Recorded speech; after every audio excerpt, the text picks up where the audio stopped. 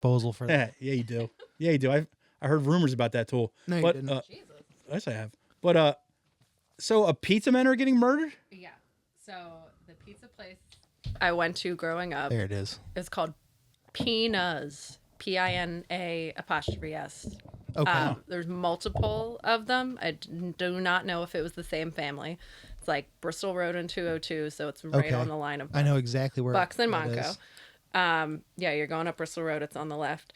And when my dad was a cop and we were really little, my dad would work 7 to 7. So he'd work AM to PM, then PM to AM. Oh. My mom was working full time too. So my dad would get pizza for dinner a lot. Fuck yeah. He would go to Pina's. It was owned by a family, and the wife worked the counter. And she was like, "Oh, hey, Lieutenant, you getting pizza for the kids?" And I do not even know her name, but she always threw in like soda and garlic knots because he would come in his uniform. I know, good woman, great woman. Turns out not so much a great woman. Well, let's hear her side of the story. Let's see her body cam footage before we make a judgment. Yeah.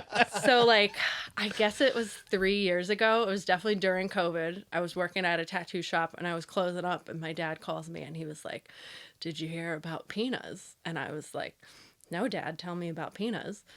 And he was like, "She murdered him." And I was like, "Oh, do tell, Father." And so so they were apparently never married. We all assumed they were married. What? Like this Yeah, older wouldn't couple. You would, because They're Italians. He was in the kitchen. They love she that was stuff. working the counter, like total, Like what you the would classic setup. the classic pizza place setup. Yeah. So his son lived in Naples in Italy, and he had regular like WhatsApp phone calls with him like once a week. He hadn't had a call with his dad in 2 weeks. Can't find out where he is. Oh. This woman had hired somebody on Craigslist to dig a hole in her yard, like get a backhoe and dig a hole in the yard. I think he thought she was doing like a tree or something. And then he was like, "When do you want me to come back and fill it?" And she's like, "No need. I got it." Wow. So Here's your $25. yeah. So the son calls in, and the guy on Craigslist reports it, and he's like, "This is weird. Thinks something weird's going on." At the same time that the son is basically calling for a wellness check on his dad. They go into the house.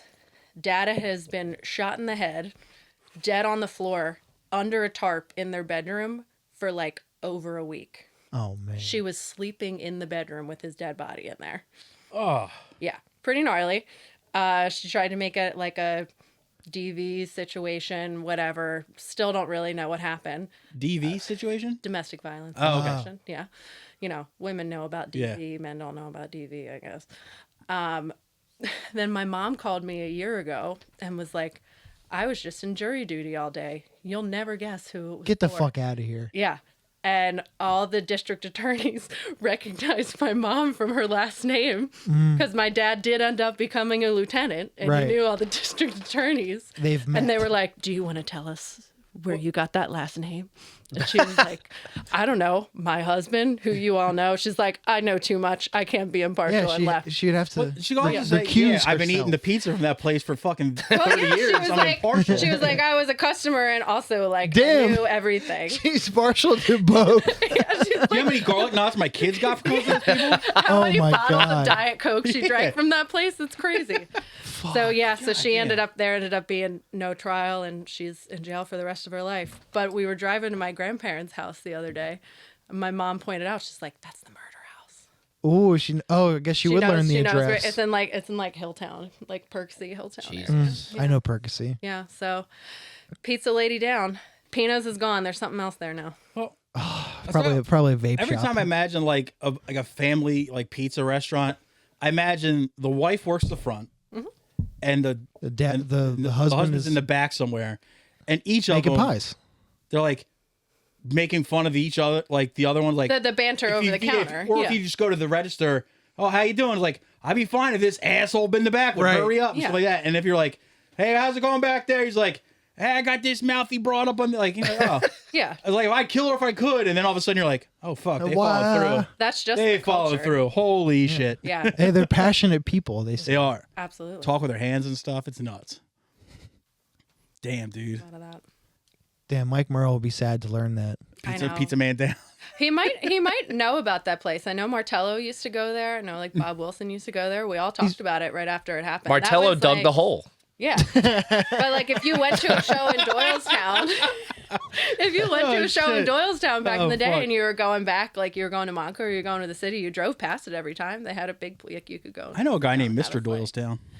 That ain't me. Is it Martello? Is he No, Mr. it's Doylestown? Dion Barella. It's Oh, Dion, okay. Calls himself Mr. Doylestown. He's rebranded. He's rebranded. He's Mr. Doylestown. I don't know if that's like a really great title for anybody. I wouldn't. I like to think he won it like one of those like tough man contests. Oh, not like a beauty pageant. Or maybe both. Like the one like we used to be like King of the Boardwalk or was it at Jersey Shore Mr. Neptune? Yeah, I think in Atlantic City, you would like walk by and they have like a little amphitheater. Yeah, doing like I imagine like Dion having to do all these like feats of strength and like skill in the streets of Doylestown, just like. That'd be super in cool. the streets. And like at the end of it, like you mean the street? Yeah, the one street. At the end of it, like the mayor in the of Doylestown street of gives him like a Doylestown? giant key to Doylestown. Yeah, This will get you in all the Elks lodges. He's got to scale the colonial Starbucks that's there. Next year, you'll be Dr. Doylestown.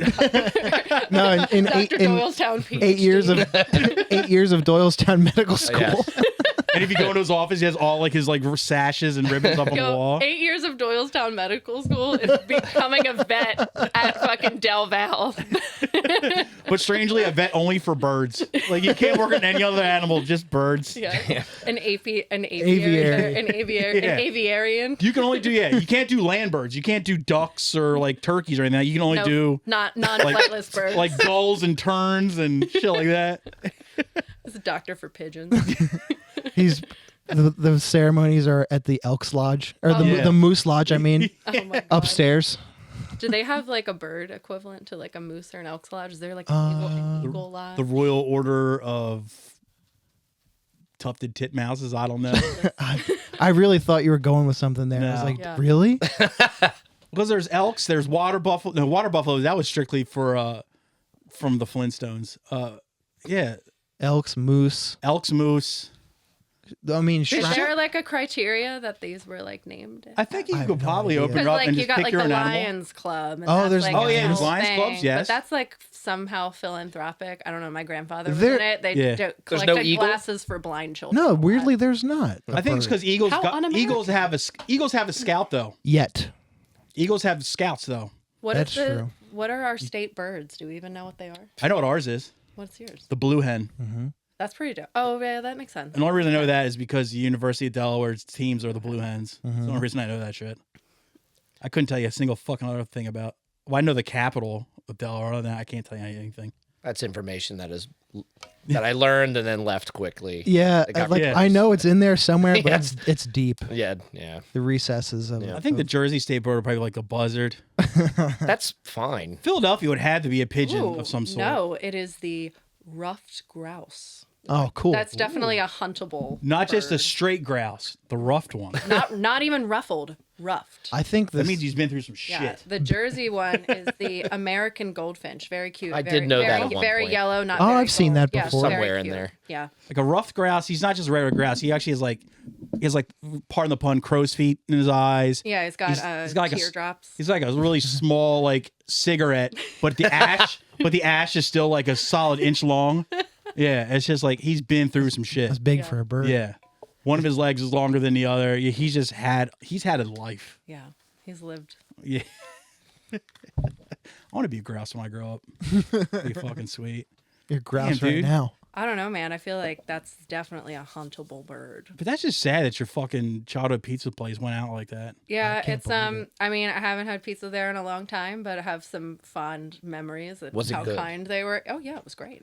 You're gonna ask anybody from Doylestown. Also, Ask like- Martello, it was great. And also, like, even sometimes, like, your childhood pizza place could be total shit, but it was the one you grew up with. So It was yours. and it wasn't Yeah. like Domino's or the Hut. So you're like, yeah, it was No, great. never a chain place. the pizza place at the end of my. We didn't really have I'm in my 40s, so pizza is new to Delaware when I was younger.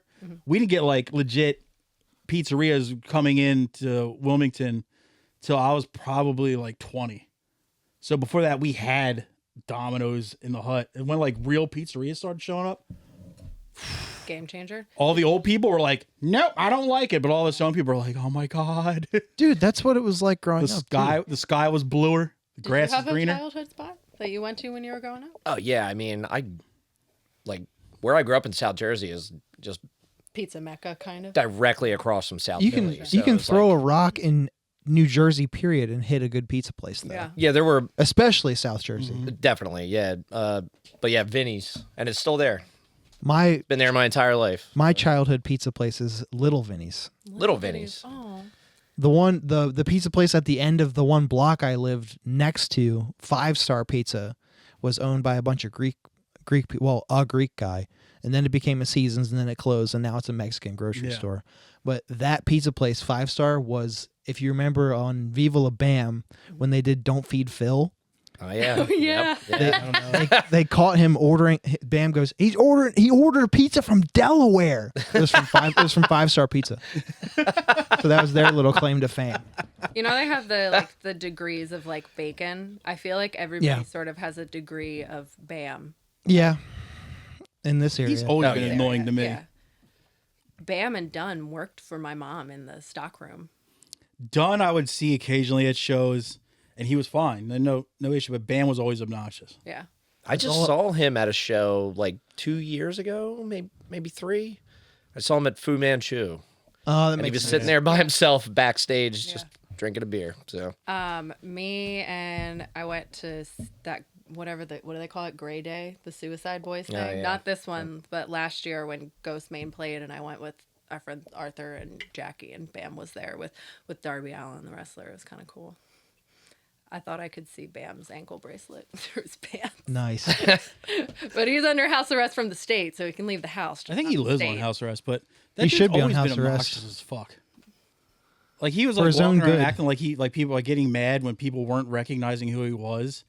Yeah, and you're like- fat now, dude. Like, what Like, do you expect? but he was doing this and shit when before Jackass. He was doing was just CKY, the VHS tapes. Yeah, Well, Cool. And I was like, come on, dude. they were pretty huge, though. Yeah, they but were. like here's the thing: no matter how big you get in your life, in your own hometown and the surrounding areas, you're not going to be shit. You still don't get to treat people like that. Yeah. Right. There is that. Well, he you may was be able to pull that shit out, or your hometown when you're around people that have known you for a long time, you're still kind of not shit. I've heard mixed reviews about that, though, especially from people who came up in Westchester, because he would always hang out at Kuma or whatever the fuck. And you would see on- him at Lancaster shows and shit too.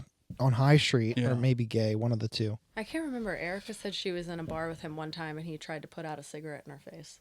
Yikes. Jesus Christ. Yeah, Wolf. sometimes his behavior is like horrific. Yeah. yeah. That club was cool. The note was cool. The note was cool. The stage was gigantic, but it was There's cool. other people like, they're arrogant and they're kind of annoying, but he was always, it was arrogant, but it was also like to the point where you had to get away from him because he was going to do something stupid to you. Right, you just Like couldn't be put a close by. cigarette on your face. So he was like, all right. Yeah, you were I'm gonna done with be this guy. what do they call that? And Collateral guilty Yeah. by association and whatever. I always- Collateral he was damage. gonna trap you in. I always heard mixed reviews back in the day, though. Like the older skateboarders that I hung out with in like the late 90s, early 2000s, some of them would be like, oh, we went to skate at Love Park and it sucked because he was there. And then other people would be like, we went to skate at Love Park and it was awesome because he was there. I've heard that I as well. I guess it just depended on his mood, Well, he was, the day. yeah, and he all was an that shit, inconsistent you know? dude. Like sometimes you Right. That's right. you would show up to like a skate spot and he'd be there and he'd be like helping out all the little kid skaters and being nice and being Yep. just really kind and shit. Then the next day he'd be like trying to fight those same kids. When he's on that's- when he was on an upswing, I heard he was great to people at Castle Bam. Probably. Because for a while you could like people in the know could would pass around what the gate code was, and you could just show up and just skate there. Or like before it was turned into an Airbnb, he would let bands stay there on tour for free. I got to see, I don't know if it was, I think it was out back of it, maybe his parents' house, Slayer Bad Luck for one of his birthdays. you were at that? Yeah. Oh, no shit. That's Didn't he have Guar there? I wasn't Like, invited. Guar I was thing? there with Bad Luck. That sounds right. familiar. Yeah. I feel like that was in the show. Like I think Guar played Yeah. at the house in the show. like Bad Luck was there to play, and they're kind of like just bringing like, come on, get in. Yeah, I was like, all right, so I just weaseled my way in there. As one does. It was a free way to see Slayer and Bad Luck. That was fine. In somebody's backyard. Story Yeah. of a lifetime. Weaseling is one of my favorite ways to get into big shows. I love being Zhuzhed. not so much like scooted in. Yeah. Yeah, you get the pass. Yeah. Yeah, this gesture. Like before that guy looks over here, I'm like, all right. Some people only get in that way. Still. Some people, right, choose that. Choose that. Yeah. Yeah. Yeah. People have been getting in that way for decades. I won't go unless I can yeah. zhuzh my way in. I will admit I am guilty of that at some point. But Now, you know. I did that when I Never. was broke. But there's a polite ask that happens in advance. There's a big Yeah. difference between your actual friend is playing. A, you're either invited to come when they're in town, or B, like you show up and it just happens. Yeah. But there are people I know for a fact have gone to shows and just hang out outside until they either get in or like can weasel their way in. yeah. I mean, I have those friends for sure. I've Yeah. put people on guest lists before, and they've never even come inside. And I'm like, what the Yeah. fuck did I give you? But a thanks for ticket wasting my fucking time. Yeah. that's- Like, I was like, and then if they fuck Crazy. up, like their ticket is associated with my name. Right. And I'm like, When I was and that's happened before too. broke, yeah, I would do shit like that. Like, couldn't you give me? I don't have any fucking money this week. But once, like, if I had money, especially if it was my friend's band, because I'm like, I know at least a portion of this money is going back to them. But if someone's like, hey, do you want to go see Slayer for free in the backyard? Yeah, I'd rather do that than go see them at a legit Tower. venue Yeah. for like Of course. $50. Like, Yeah. $20, whatever. I can spend $20, but 50, that's when you're delving into my Taco Bell money. It's like, yeah, it's like, all right. Yeah, Or if they're- like a friend of mine's band's playing, like opening a really big show, and you're like, That's I a can get you good in there. favor. So like instead of if you're don't save me from $10 to $20 shows. yeah, If I you can want to live save with me that. from a 40 to 50, all right. Oh, hell Yeah, I'm I mean, you can- 100% with that. You can speak to that. You just played 2 big shows. Yeah, Yeah. you did. You fucking look at this guy, dude. So happy. I've been so wanting- fucking happy for you guys, dude. I've been wanting Thank you. to have you back for a while because I want to hear about the tour, that crazy tour that you guys were on, and all these fucking shows. When's the last time I was on this? It was Probably months. before you were up. Summer. It was months before the Cherubs tour. It had Yeah. to be. Yeah. It was when I was here with Jim, which was summer. Yeah. Yeah. I would Yeah, say 'cause it was August hot or out. So it was September. before a bunch of shit. Yeah. That's what I thought. Yeah, well, it was all And that- crazy. Didn't you do a Great, episode Dillinger over. show? we did the show with Dillinger, yep. I was like, why? That's a weird fit, but fuck yeah, that rips. It was I mean, cool. Liam's the dude. He's been putting on Yeah. some local guys for a Yep. really long time, and he's amazing. Yeah. It was awesome. It was awesome. Yeah. How well did you guys go over on that crowd?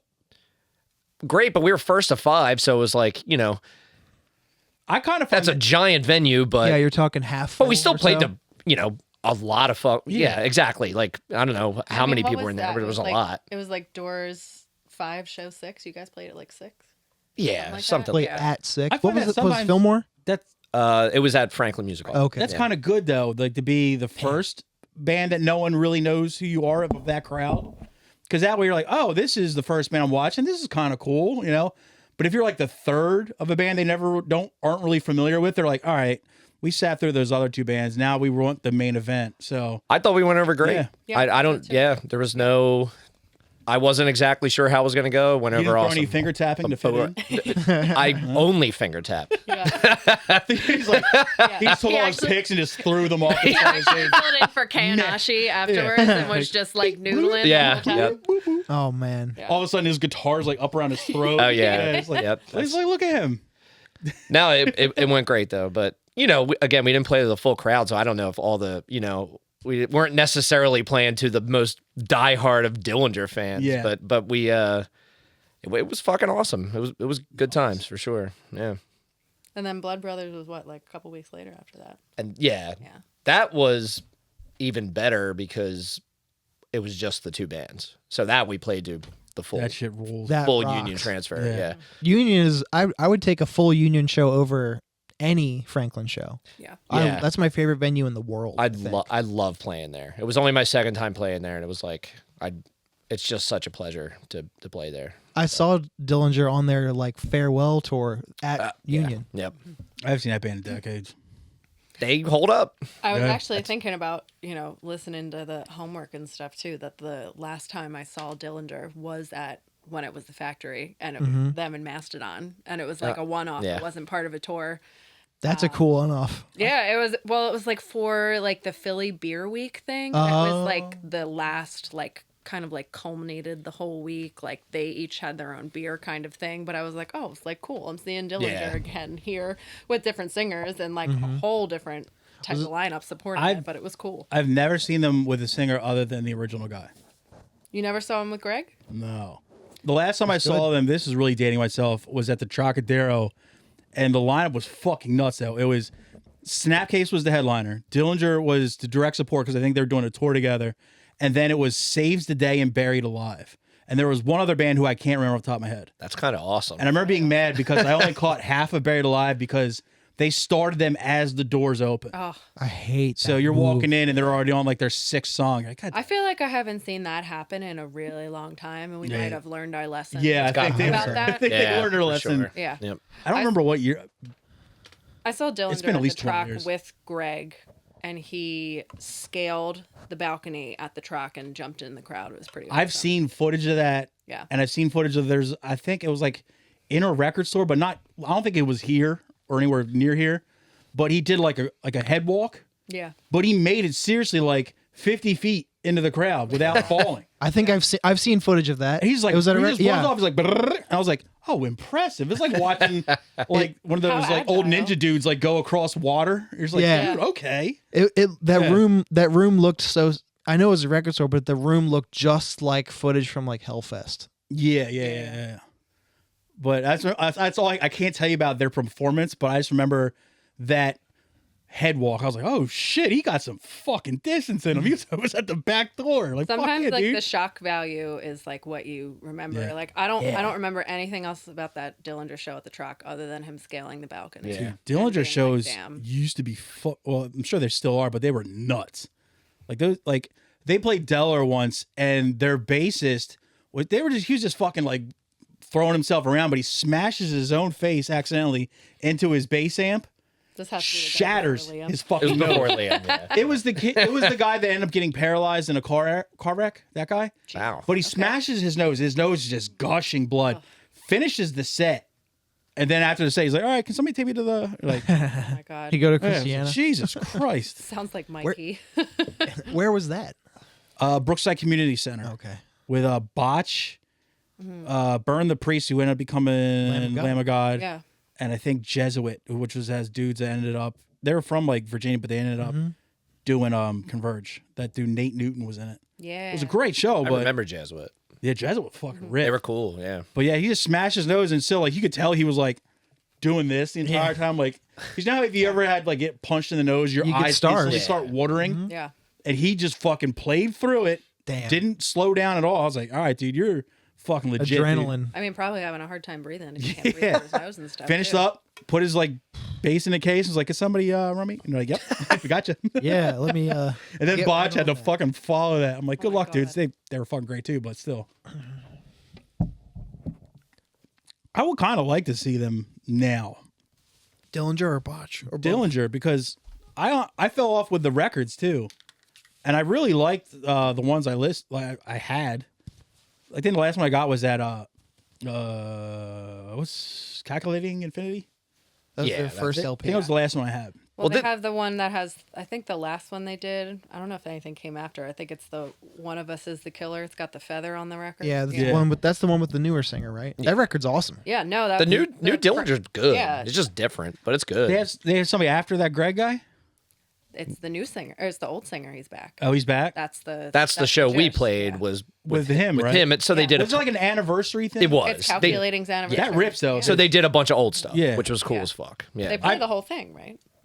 They Most of it. they broke it up, Yeah. but pretty I like much. I yeah. like when bands do that when they don't play like The whole record, but they play the record, but they don't play it in full. They play it Yeah. like how it makes more sense for. and they don't do it like track 1, track 2, track 3, Yeah. track 4. Those songs are like they'll start with like track 8, and then one will be in the middle. But sometimes that doesn't go well because when I Yeah. saw Jawbreaker and do you know what I'm talking about? No, I was thinking of another show, but keep When going. I saw Jawbreaker, they did Dear You, and they played all of Dear You, but they didn't play it in order. Right. And something that is apparently very special about Dear You is that it has 2 guitar tracks on it, and the rest of the records only have 1. It's only just Blake playing. So they played Dear You, but not in full. So when they played songs that weren't on Dear You, they had another guy who played guitar come on, and when they played a Dear You song, he got off. So it was like he was just like back and forth the whole time. Oh. I would just And leave like him we're up talking there. about like, seeing a guy get his face smashed and that's sort of all you remember. Yeah. I can literally only remember being so distracted by this Do you- guy that's- just hopping that's off the back and weirdest forth. move. It Like, was so weird. I mean, I would it's just- so Jawbreaker. No. I would just though, have that like- guy. It's like, look, for the songs that don't have 2 guitar parts, just do the exact same thing I'm doing while I'm playing. Or just turn him off. Yeah. Just turn him off. Like visually, it was so distracting. Do you think he got sad each time he had to leave the stage? Like, all right, fuck Probably. off. We I got 2 mean, tracks without. He's like, okay. Maybe not sad, but definitely awkward. Why not Yeah. just group your songs It is differently? awkward. Or, Yeah. Yeah, or that's like Dennis said, that's be like, what I'm saying. here's just Yeah, being make key. blocks. Yeah, just You know, like, being key being and follow key. what, Yeah. what's that guy's Blake? Follow what Blake. Blake's doing. You're cool. Yeah. Yeah. I mean, I don't know. He's already nuts as it is. So I was thinking of when I saw Crowbar on Broken Glass anniversary tour at Voltage, oh my god. and they did not play a bunch of songs I wanted to hear. I was like, this is bullshit. Off the actual record. Mm-hmm. So they probably just played typical Crowbar set. Yeah. Yeah, and marketed it yeah. as an anniversary. Yeah. tour. Also smart. Yeah. Pretty It got smart. me in the door. Yeah, it got Yeah. you to buy a ticket, Yeah. I mean, I wanted to see Crowbar at a little club like that anyway. Yeah. Yeah. I think any. They didn't play Venue. Wrath of Time by Judgment, and I was like, this is fucking dumb. I'm leaving. I shouldn't be here. How dare you, sir? Yeah. God damn it, dude. I remember though Dillinger, they had a 3-song thing that Relapse put out a few years ago, and I probably listened to it daily when it came out. It was Under the Running Board. Under the Running Board's their first record. Oh, I played that thing out so goddamn. It's a cool bad. record. Yeah. I Yeah. played that thing. great. Fuck out. It was to an annoying degree. I think I did too. Yeah. It was like the first band I heard that did all the bleep bloop bleep bleep. Yeah. I was like, Yeah. okay. I'm like, wait, this maybe that's not gay. riff. Yeah. Maybe yeah. It's pretty cool, Make actually. noodling cool again. Speaking of noodling, was Ben playing drums From for Dillinger? Dillinger? I thought he was a guitar player. No, Ben. I think his name's like not Weineman. Fuck. Rhymer. That's Billy, not Ben. Yeah, Ben is the Oh. player. Billy Reimer is the. And I think drummer. that bass player's been in it for a long ass time too. Liam is who like I know well, and Liam I is know not Ben the a bit. original, but he Liam's has like been in the band Liam's for a a very long friend. But he's like a local. Yeah. He's I don't know like- who was playing He drums. lives in Germantown, I Yeah, think. he does. I think he's from Pennsylvania, He's from Philly, yeah.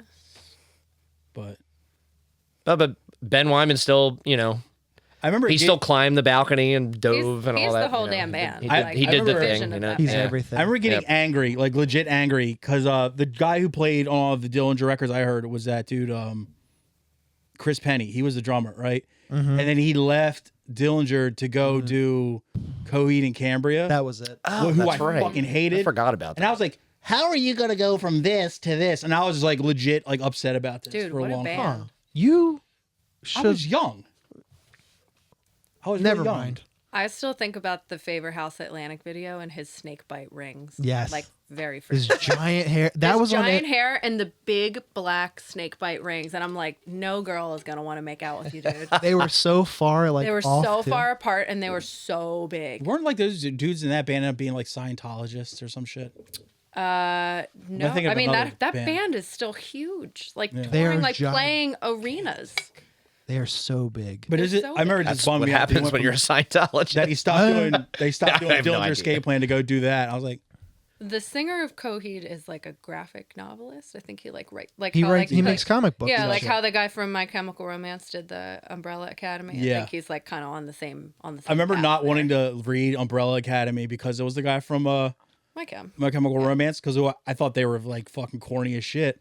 And then one of my buddies, who's just like an outsider, just loves comics as much as I do. He's like, "Nah, trust me, you'll enjoy it." And I ended up reading like it, and I was like, "God, this is." I heard the show's awesome. I was like, I never saw the show. I read the comics. I was like, I didn't want to say it, but I was like, yeah, it's fucking good. It's really good. God damn it. God damn it. I was just gonna be like, and I didn't want to admit it, but I did. But I never was a MCR fan, but You weren't in the MC Army, Tom? I was too Nope. old to be an MCR fan. I became a fan when Frank Iero bought a Drowse record. Yeah. Who's that? Oh, that's awesome. He's Yeah. I Is think he he's in the one of the band? guitar players or Nice, something. So the That's pretty singer cool. is Gerard and Frank and somebody else is a brother. They're brothers, right? Brothers, yeah. There's brothers in the band. Yeah. Gerard Way, Joe Rogan's cousin. Yeah, I I heard did that. hear yeah. I did hear that, but Very they strange. apparently they didn't know. No. Yeah, Yeah. I did hear that they and didn't it's like know a, that. They found I think out it's later. like a, and it's not like a first cousin. It's like a third or fourth, maybe. So it's like distant as fuck. I don't So know. I got a lot of cousins. He's like Yeah. a cousin's cousin's cousin. But Yeah, yeah. something like that. But one of the funny things that reminds me of my first band that really played out, Dead and Buried, played a Super Bowl of horrorcore down in Washington D.C. And the dude from Good Charlotte showed up. one of the Maddens. Joel or Benji? Benji. That I know he's had a stupid name. Dude, And he showed up and he was hanging out with all these dudes who ran this tattoo shop down in DC called Jinx Proof. yeah. Still Jinx there. Proof Tattoos. Yeah, still there. And I think he was like a shop guy kid there at one point, like just doing piercings and shit. So he shows up, and now that they had just like kind of gotten big at the point, and like they were just like like all the like these older dudes were from like the tattoo shop and like just old Baltimore crew dudes were just walking him to merch table to merch table to merch table, and he was just buying one of everything from every fucking band there. So he had all like he was like buying our merch, and like our one guitar player at the time was like 16. Was Oh, just so he's like losing his shit. He's like, Couldn't believe it. we saw it in the garbage. I'm gonna get a picture with him. And this is when you still had like disposable cameras and shit. And like he was, I'm gonna go get this He was like, take developed. this picture. I was like, all right, ready? Like sit Right, still, you- smile. And I went whoop and threw it over my shoulder. And he got so sad. Supposedly those guys like bought their way into DMS. Yes, I believe yes. that. That's but pretty much what they were doing there. They're but like, dude, you buy that, Benji- you buy that. Yeah, Benji had the biggest come up. Fucking married to Cameron Diaz, dude. true. Wasn't he Huge. with a Hilton too? No, that's the other one. Joel's It's married. Joel. Joel's married to Nicole Richie. Oh, that's what Yeah. I'm thinking of. I mean, come up for both of them, but like, Yeah. dude, Cameron Diaz. True. Cameron Diaz in The Mask married to Benji Moore. Smoking, dude. She ain't lying, dude. no. Yeah. Cameron Diaz and something about Mary. Something about, I was Oh just my thinking about God. that. I would choke slam my mother to marry them. Oh God, dude. You'd have the zipper incident. Oh yeah, I would put my Franks above my beans. Not even to marry her, just to like hang out with her for like 6 minutes, Just to go to to smell penis. her hair. Yeah. Whatever that bad teacher movie she was in too. Oh my god. I actually watched that just because she was in it. Was that the one with Billy Bob Thornton? No, who's the it gym had teacher? Never mind. Fucking It's a other guy different from title. Freaks and Geeks. Siegel. yeah, Siegel's in He was that. in. Yeah. Yeah. He's so funny. He's so funny. But yeah, I watched Him in the it 'cause she Muppet was in it. movie. The new Muppet movie. Yo, I'll watch That's the Muppet awesome. movies just because there's Muppets in it. Yeah. That's fucking rip. I dude. bet he was cast because of the Forgetting Sarah Marshall vampire Yeah. bit. that shit rips. Fucking ruled.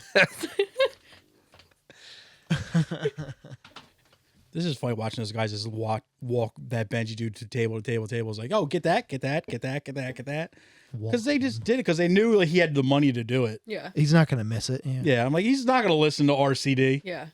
He might put on our shirt if he's like, Doing laundry. He probably didn't do his own laundry at that point. There's But that. That's like fucking Courtney wearing the speed jerseys Yeah. and stuff, you know? yeah. Is this the guy who married Cameron Diaz? Benji Yeah. married Cameron Diaz. Benji, was he married? Was he dating her at the time? No. So there was no Cameron money Dude, do you know how old involved she in this Not yet. Not situation. yet. Not yet. is? And she is like, probably has at least 10 years on him. Yeah, well, I mean, At I'm least, just saying, yeah, like, yeah, yeah. they did not get together until like probably the last couple Yeah. of years. okay. Oh. All right. Yeah. I bet their net worth isn't far Because I apart. bet old No. Cam's probably pushing 50. Oh, no, she's definitely over 50. She's I definitely would Yeah. be 50. surprised Yeah, if he's, Probably middle. and I'm saying Benji's probably early 40s. Yeah, that's what I'm 45 saying. or It's so. at Like least Mike's, 10 yeah. years. It was funny because all the other guys in my band were fucking freaked out. I was like, who's this guy? And they're like, you know that Good Charlotte band? I'm like, I heard the name. I'm like, yeah, he's buying our shit. I'm like, cool. Tell him about two. She is 52 and he is 45. Oh, yes, yeah. That's not that crazy. No. 7. I 8 thought she years. was closer to like 55 and he was Yeah. closer to like early 40s. Like, I would have believed it. nice enough guy, though. We'll say that. Had a stupid lip ring, though. Oh, Yep. weird. Oh my God, they had great lip rings in the music video. That's what they were known for. Yeah. They're known for their lip rings. Yeah, everybody's That's like, what my memory tells me. I don't remember Control- anything. Rings and eyeliner. Yeah, the guy with the lip ring. Yeah. Right? Yeah. Well, that's how I differentiated them. I was like, I Yeah. don't know which one Okay. is which. And I So, was like, yeah. the one with the lip ring. I did the same Yep. with Blink-182, the guitar player. Tom. Yeah, Someone, Tom. I didn't know his name, but someone was like, "Oh, it's this guy from Blink-182." Is like, is that the lip ring guy? Well, Yes. technically, him and Travis both had lip rings, so that could be confusing. Well, this is also I keep saying I'm old, but I knew him before they had Travis Barker. But yeah, I was like, it's the other one that doesn't have a lip ring. I'm like, oh, that's the bass player guy. But now I know it as the alien guy, Yeah, the alien guy. the guy who lost his goddamn Yeah. shit, Tom had Or- one on the corner, and Travis had the labre. He had it right in the middle. and he had a Dag Nasty tattoo. Sure did. Did he lose his shit though? Oh, yeah. Or is he I- woke? I just, No. Like he was ahead of the game. Even. No, like aliens are keeping tabs on me, type shit. Don't they have a song that's called Aliens, Aliens Exist? Yeah, but he took it to like the next level. Yeah. I don't know. And like, did he? 'cause he did a band after Blink-182 Angels, and Airwaves. that had a bunch of songs about Aliens, yeah. shit like that. They He's were like, fucking huge too. he's band, full on. yeah. He's full on with, and it's not like some people that believe in aliens believe in shit like, okay, I believe in this, I believe in that part of aliens, I believe in that part of aliens. No matter, you can say how aliens have ships that are fueled by rye bread. He's like, okay, I definitely believe that. Yeah. You know, like no matter what, if it's alien related, he'll believe it, no matter what is brought to him. Marbled or white? Yeah, he doesn't Like discriminate. the deli theories. swirl. Yes. He's like, that's what they put in their ships so they can make those fucking turns. Interdimensional travel. They run on Blink 182 CDs actually. Yeah. But like, yeah, It runs I on- love the fact that like he was like super famous at the time and still was like had no qualms about just getting completely weird and alienating, no pun intended, people with his alien theories. I was like, dude, fuck yeah, dude. Like, hell yeah. Good for him. He's ride or die for the gray aliens, dude. He believes what he believes. Good Yeah. for him. And look at his- him now. I watched an episode of Joe Rogan He was with on him there, on right? it just because it was him on it. Is it I was- an old one? It's not that old. Me, It might be 6 years old by now. Yeah. But God. it's not new, but it's not super old. But I was like, oh, this is going to be batshit view. It Yeah, wasn't. like, yeah, it was good. yeah. I've only watched one Joe Rogan episode ever. Who was it? The one with the Tell and Ian. Oh, I right. purposely skipped that one. The one with I who? wanted it's with David Tellin. Oh, wow. Yeah. Yeah. But I just wanted to watch it for Dave because I was like, Smart choice. love him. Yeah. I just recently number one. rewatched his special. I did love that when I So watched fucking it. good. He's just like Oh, hot dishes them cross out buns. too. Yeah, Oh, hot yeah. cross buns. He's like, okay, laugh's over. Time to start the next one. Just Yep. like pacing through it. My favorite part I of that won't whole miss him when he comes around. my favorite part of his special is the last 3 minutes. It's like Netflix said I needed to have a longer special or I don't get paid, and it's just him playing the recorder to a bunch of Yes. seals down at a harbor. Oh my god, that was so good. I forgot about that. Oh my god. I understand we have a birthday. Boop, boop, doo, doo, doo, doo. I was like, fuck yes. That brought dude. me back to like Catholic grade school, having to play the recorder in music class. That was one of the first, like, his Skanks for the Memories was one of the first, like, CDs, comedy CDs that I like legit fell in love with. That I listened to on a regular basis. Still back on Spotify right now. That and like the early Jim Norton CDs, I was like, dude, these are fucking did, great. did we all have the same off-white recorder in school? I never had a recorder. Might have been black. You and I had the same off-white recorder. So, I gotta be honest, I might have had more than one. oh.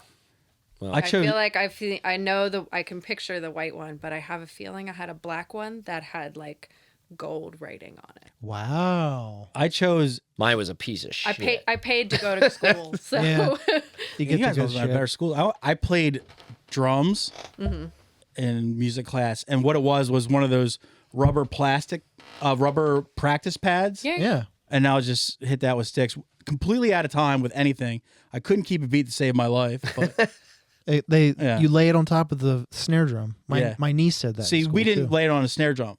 You just laid it down. Put it on period. a flat surface, and you're just like, yeah. It's much quieter. Yeah. That's pretty smart of the Yeah. teacher. And then occasionally that wooden fish shaped thing that with the Oh, ribs yeah, on it, yeah, and you would yeah. just like roll a stick across it. It's like, yeah. I remember the frog ones. Remember all the frogs? They're so cute.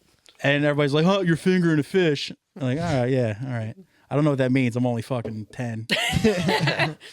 But yeah, You'll figure it out. music class fucking ripped. Like, Imagine if music class went past like elementary school. I didn't even have music class in grade school. I mean, we had the I did. recorder thing. I mean, I went to a private like Catholic school, so that was like obviously Shit. creative expression is not exactly Well- encouraged there. Right. Well, So I had to go to rock school. I went to School of Rock when I was in well, grade maybe school and high like school. public school are like, look, these kids aren't going to be academics. They're not going to be doctors. They're not going to be scientists. Here, just throw them an instrument. Maybe they'll be a phenom. Maybe. Yeah. So I can link two of these subjects together right now by what you just said. Hit it, dude. I did take more music classes eventually in high school, and they were not very enjoyable. And when the class started talking about time signatures, I brought in calculating infinity. Oh my god. Nice, dude. Nice. And I was like, and I asked the teacher to identify what's the this? time signature of 43% burnt. And the whole class was like, what the fuck is playing right now? Was your And- music teacher really stoked on it? Yeah, and I can't. He wasn't stoked on it. He was like, "This is what you're listening to at home." I He's was like, yeah. You're like, Just yeah. listen to it, dude. Just pay attention. yeah, and the class basically would. I mean, they just didn't know what to make of it. It was like they were listening to aliens speaking. They're probably You like, yo, challenged him so. though. Did he know what time signature it was in? He claimed to have, and I actually think back of on it. I think he course was he fucking did. lying. I was You know, gonna so I couldn't tell you what it is right now. I probably could figure it out again, but it doesn't fucking matter. But I don't remember. Yeah, but I bet that fucking music teacher was like, I can tell this kid any numbers and he'll just Right. believe it. Yeah. You I'll know, Just but the pick a rest of the fraction. also the reaction of the rest of, I mean, these are kids who are just being like, I really want to learn to play the trumpet. And I was like, here you go. And they're like, what's happening? You know, like, so, Oh, yeah. amazing. that's That- fucking so funny. funny. That was junior year of high school. Yep. When I was in high school, there was Or a kid, sophomore year, actually. there was a kid one class below me named Rob Peterson, who this wasn't music class. This was straight up school band, which I wasn't a part of. He brought in tapes that he showed to the music teacher, who was female. He's like, "Oh, this is like stuff I do in my own time and all of it." That's And one of the red flag. here's where it gets great. One of the songs that he brought, that he said he wrote this song and he recorded everything, was a band called White Lion. Oh yeah, yeah. Do you remember White Lion? I do. Yeah. And they had that kind song of. "When the Children Cry." It was like a slow ballad. He's like, "Yeah, this is a song I just kind of wrote and recorded in my own time." And Oh, she's yeah. just like, "Oh yeah, that's great." And at Oh, my that time, she's God. like, "This is fucking White Lion. I know this song." Yeah. But he would constantly do shit like that, Just a pathological liar. and all the kids in band were like mad about it. And I was like, "That's fucking hilarious." What are you guys talking about? Good. If he was doing it like to be serious, of course, yeah, it's sad. But if he was doing it as like a bit, fucking flawless. Yeah. God. Like, this is me. This is called "Winds of Change," and it starts him whistling. Like, yes, God. dude.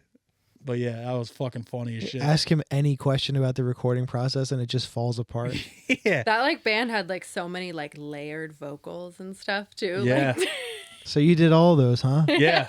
How long did it take? It's like you did like, so you also did like the acoustic bass on that and shit too. And like, How many passes did you yeah. do on that? How did you Yeah. get production like that out of your fucking Yeah. bedroom? yeah, Dude? where, Like, that's what studio nuts. did you go to? And this was Yeah. like the 90s. Any? This was before like home studios were somewhat decent. No, you had to. Yeah, you had to find one. 4-track if you're fucking lucky. And this kid's like, "Oh yeah, it's yeah."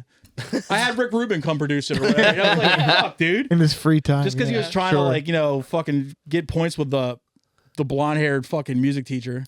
I mean, you miss 100% of the shots that you don't take. So. Oh god damn it, dude. That's so He sounds funny, though. kind of all right. oh my God. My parents told me not to answer any questions about the recording process. I am under contract after all. They don't. They, So take it or leave it. they're pretty worried good, about right? you stealing my intellectual property. Right. Like, I just learned what that is, so I want to keep oh it. god, that'd be fucking funny as shit. I would like if I could go back to high school now, I would do the same thing, but just be like bring in like LL Cool J songs. Like, yeah, I wrote this myself. This is called Your Milk and voice Cereal. sounds so different. Yeah, it's like, That would be the number one thing I would do, I think, if I could go back. Yeah, I would pick the most like ridiculous shit. This was definitely Plagiarize me. music. Yeah. I wouldn't like change my hair Yeah. or like No. work harder. No. No. I would I show up with a made cool copy of a shit. Just lie. TLC's Waterfalls and say, yeah, that's me, dude. I I recorded did that. everything you hear was me. All three voices. Yeah. All three female voices. Me. I got range, dude. Yeah. Yeah. I got into rap recently. This And I would is just my- keep like trying to one up it until eventually the music teacher just get frustrated. Like, look, dude, we know that's not fucking you. Stop bringing me these fucking Maxells with like whatever you have on it, dude. Like, stop. Nah, man, play it for the class. Come on. Like, nah. You have something you want to share with the class? It's like I was feeling really angry. So here's this. Check this song out I wrote, and it'll be like Rage Against the Machine, Killing in the Name of. This is my hip hop project called God's Son. I'd be fuck. Yo, if I was a music teacher and some kid did that, I would just be like, yo, this fucking rips. You should keep doing more of this. Bring me another song next week and just see how long you can keep them going. It's like, dude, That's, I'm friends with record producers, dude. I can put you in good studios. Yeah, you shouldn't be here right now. Yeah. I What can't are you even doing? imagine being a music teacher now. Like with it's horrendous. Oh, Do you I never think even thought of that. The creative arts Right. have been gutted in schools. Yeah, Bro. right. Like there's always that one school and like we had Cab Calloway. That was Yeah. like the The art theater school kids. thing. Yeah, like, they still have them in yeah. Philly. And Like I think maybe they're some a little bit more legit, but do you think like a basic public school music teacher, do you think they even had any musical talent? Or were they just like, well, I'm not physically fit enough to do a gym class, which is also kind of bullshit. But like I don't know any other subjects to do well, but I have a teaching degree. I can tell you for a fact that Like, can you make our a fat kid music play teacher cello? Go nuts. in my school was not. Yeah. She was just a lady who had an open period that had to fill Yeah. it. So Yeah. My music teacher knew he could play the piano well and stuff. Yeah. But I think that in this day and age, I think it's like with rock school be like existing now and all. I think a lot of young kids actually are more getting back into like playing real instruments and all more than maybe we think. And but not in the school system. They No. Right. for it, Especially like, in public outside school, of it. right? I Yeah, mean, I would have that's- never learned how to like sing the way that I wanted to sing or like play instruments or like play the music that I want. I mean, I went to Yeah. Catholic school. We were doing like really serious like orchestral vocal shit. like chamber choir shit. Yeah, I mean, it see. was challenging and it was very difficult, and I definitely learned a lot from it. And I can't even imagine like that happening outside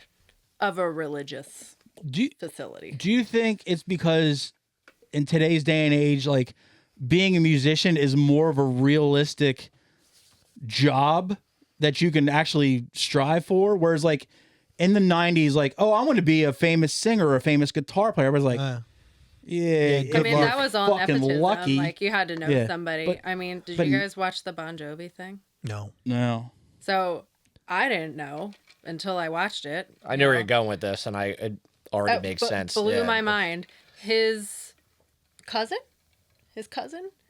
worked for like the biggest radio station in New York. I mean, of course, right? And he was like a DJ on it, and that's how the first song got on the radio, because his cousin just worked there, and he worked there and then got to work in the studios and like all that stuff. So it's all like nepotism. It's all who you know. Like That was literally on the heels of the pay to play scandals. So Yeah. it's like, but no, in this day and age, I think that younger people are just more legitimately interested in doing, like, I mean, look at like the very youngest like scenes that are happening now. There's like an injection of like youth back into it.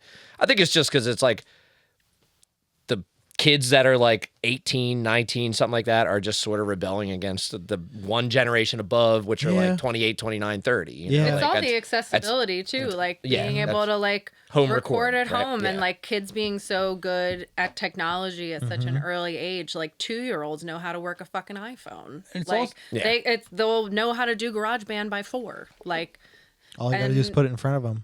and it's like, you know, they say about like learning a language or learning an instrument, like the earlier you learn, like the better you are. Yeah, and you get- everybody's just starting so much earlier. You get and that it's so muscle. much easier to learn at home, you know? And also, I think also now people realize there's other jobs in music besides being the rock star or whatever. Because like you could also be Production. to make production.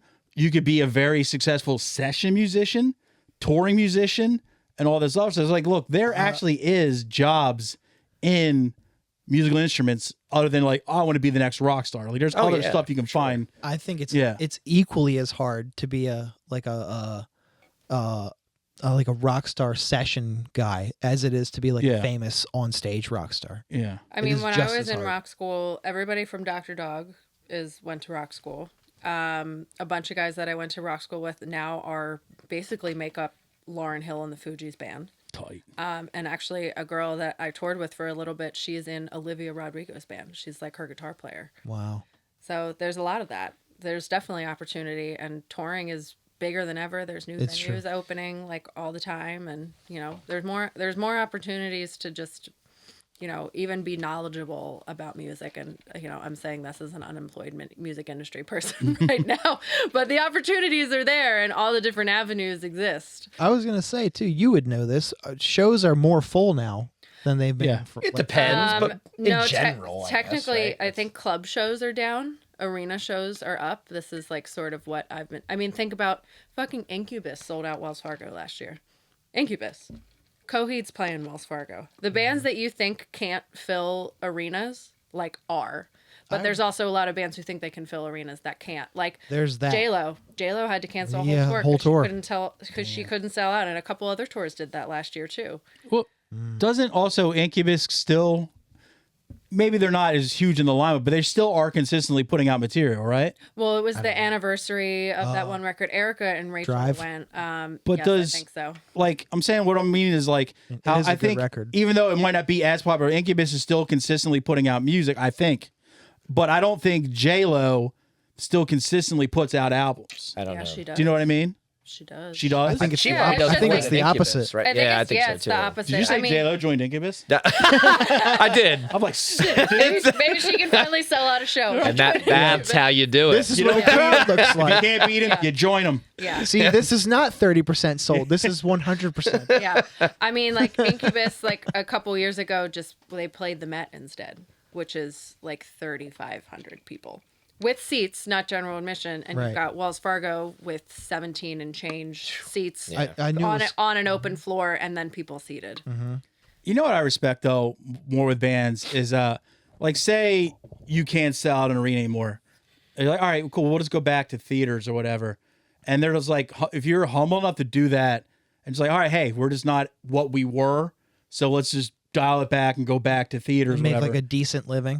I respect that way more than bands like, oh, we didn't sell this arena tour, so we're canceling the entire fucking. Well, because the second thing you said is not sustainable, and that's how bands just implode on themselves. Yeah. Go on a few unsuccessful tours, and you're cooked. Yeah. You know what I mean? Like, Yeah. I mean, I think about a lot of the bands, like, I was just going to say Deftones. Deftones playing Wells Fargo now. Deftones is playing, like, the Met, the amphitheaters, but, like, they definitely played arenas in the early 2000s. Oh, for 90s. sure. So they've sort of had, like, a curve, right? And they've been fluid and flexible with that and are still, like, selling well in all of those places. I think whoever, their agent, their manager is, like, sort of really able to recognize their demand in these places and what's appropriate for them. Like, I don't think this Deftones tour that they're doing, it's Mars Volta and Fleshwater, I don't think it's an anniversary tour.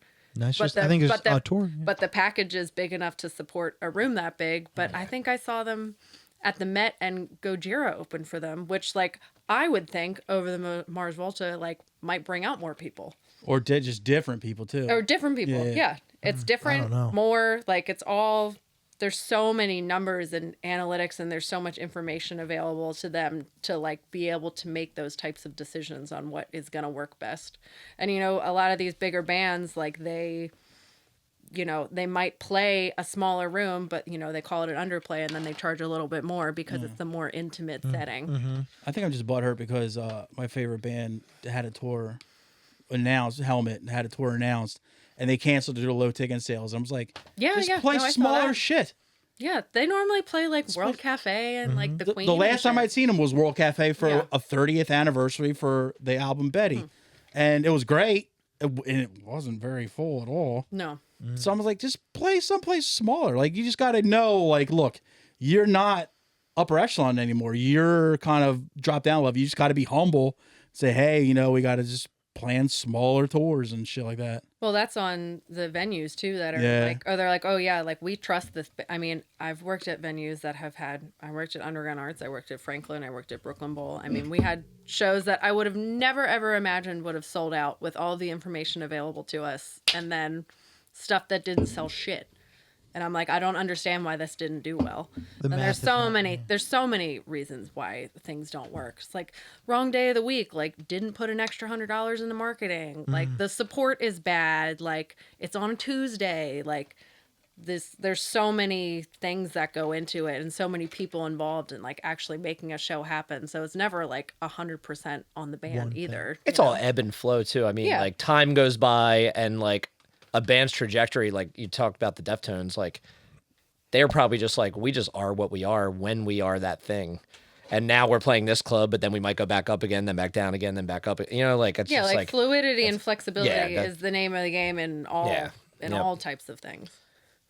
I think I just think there's a point in time you got to, as a band, you got to admit we aren't where you get to a certain level. But then sometimes you're like, all right, we're not going any further up. We're actually kind of jiggling down. You just got to be like, all right, we're going a little bit down. Let's just kind of relax our expectations on what we expect from our next tours. It takes a lot of foresight to do that. Or take out younger bands of a different generation or a different genre that can maybe bolster our sales and or make a new shit like that. Album that connects with people more than anything you've done in a while. Yeah. And that's what I think like a band like Helmet has failed to do. Yeah. Like the diehards like me are going to be on board, but but nobody under 40 is excited about new Helmet records. You don't count on the diehards. Like you don't have to count on them. They're already built into the audience. Exactly. Half of us are dead. People to come. Half of us are pushing up daisies, man. I mean, I think too, we're talking about like the accessibility and like young people and how easy it is for young people to discover and create music. And that also creates these like, I mean, Olivia Rodrigo had never put music out before until this record. And now she's fucking massive. She's got to be top 10 like touring artist right now. Massive. But if you think about it, if she makes another record and that flops, she is never playing arenas ever again. Yeah. It's true.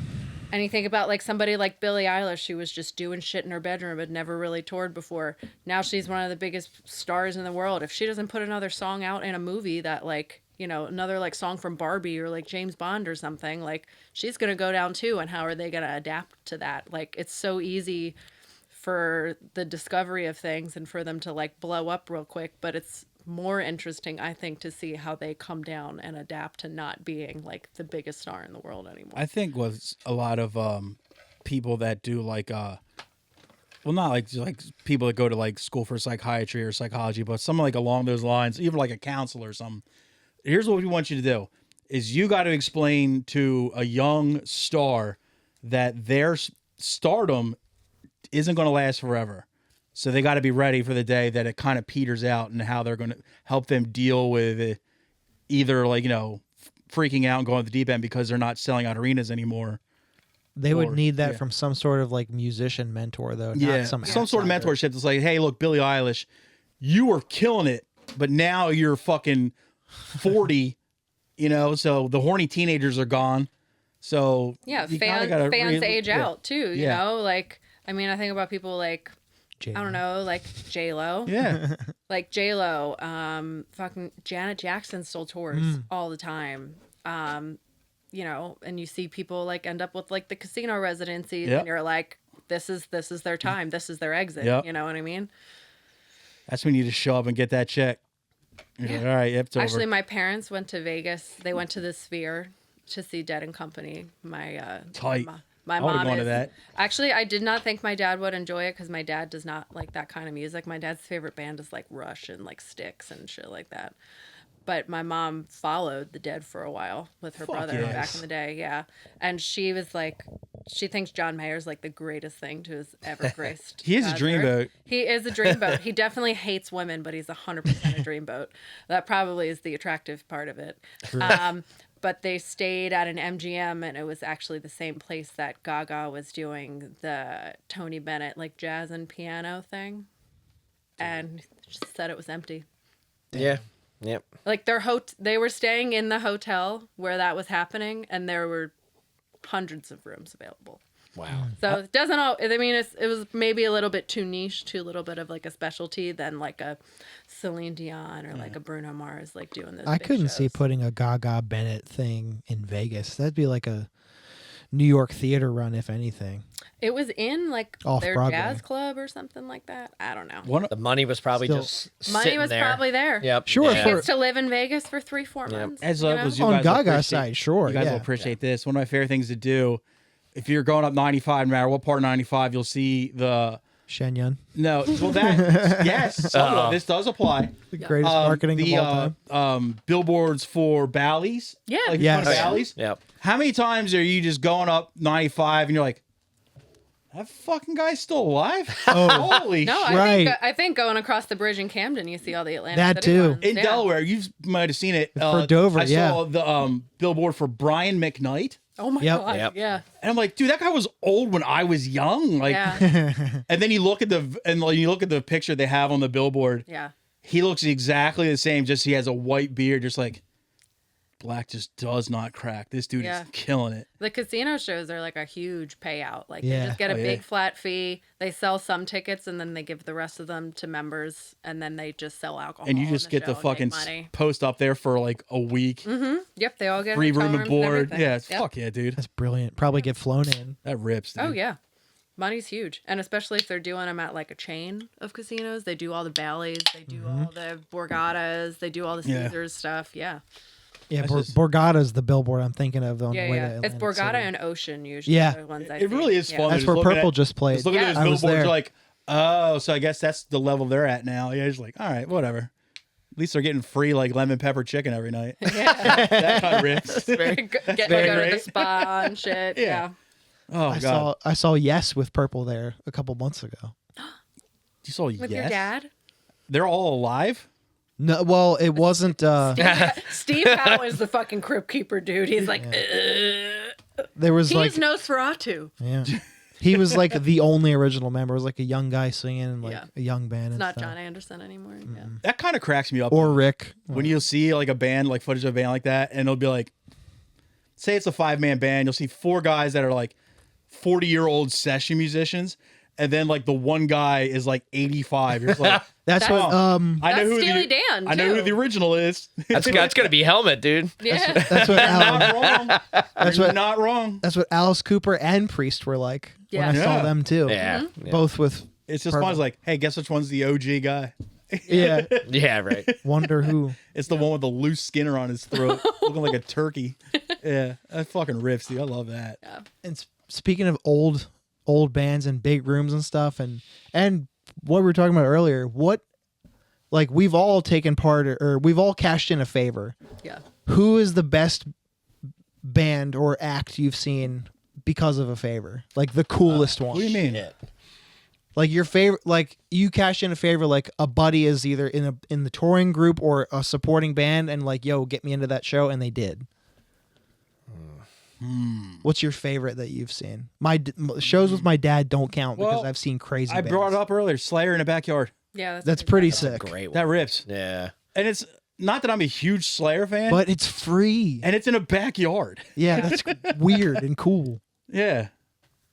As a man who's played a lot of backyards, it's Yeah. not that cool, but it's like Slayer doing it. I think you're responsible for like several of my favorite ones. I know. That's why I'm like, oh man, like I don't know if I can count half of mine because they just- were like work related. Now I'm like, my friends ain't shit. A comp is a comp though. Yeah, comp to comp. I mean, I'm trying to think of all of them. I can tell you right now, the Travis Scott show that I saw on Oh, the yeah. first Astro World tour was one of the best shows I've ever seen in my life. Yeah, that was pretty dope. Also at Wells Mine's- Fargo. Maybe My Bloody Valentine Yeah, Yeah? that's a is good up one. there. Maybe the Pixies. Those are the ones that are coming to mind. I mean, I love those 2 bands, so getting to see them on comps is pretty cool. So, Yeah, I probably yeah. have a list, to be honest. I mean, I saw Drake twice. I saw Ariana twice. I saw Saw Metallica when they did that festival That's in pretty Atlantic big. City. Oh, the 4-night thing, the It was 2 Orion nights. Festival. Yeah, they did Ride the Lightning one night and the Black Album one night. That's sick. And the night they did Ride the Lightning, they played. They'd never played Escape live before, and that was the first time they ever played it live. That was pretty cool. That's pretty cool. I went to Made in America a couple times. I saw Travis Scott do Made in America. That was really cool. The other time I went was the 9 Inch Nails Queens of the Stone Age year. That was very Damn, cool. that's cool. That was really cool. I've seen Casey Musgraves a couple times. I mean, to be honest, I mean it's harder for me to think of a show that You haven't seen? that I haven't that I've paid for. Oh yeah. I'm trying to think of anything like recently. What do you think was the best show you saw this year or this in the last? This past year, probably the Casey show at the place in Jersey where the Devils Newark. play. Yeah, go Devils. Yeah, The what show?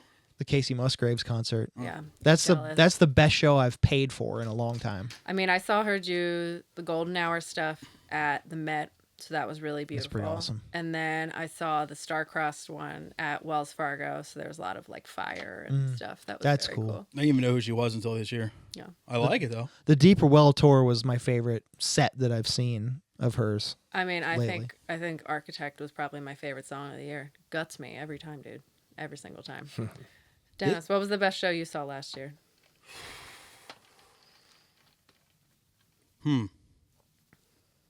Fuck. Are you trying to remember shows you've been to? That Just period? and the best though? That one you and I went to. At The pizza place that you No. played? No, I'm not that big of an asshole. Round Guys. That's what the fuck it's called. No. Oh, the one in The Lansdale? Pissgrave show. Oh, Pissgrave. Ah, Oh, the one yeah. at Johnny Pissgrave, Brenda's? Miasmatic Necrosis, and Undergang. God damn, that was The a good Undergang show. set. Yeah.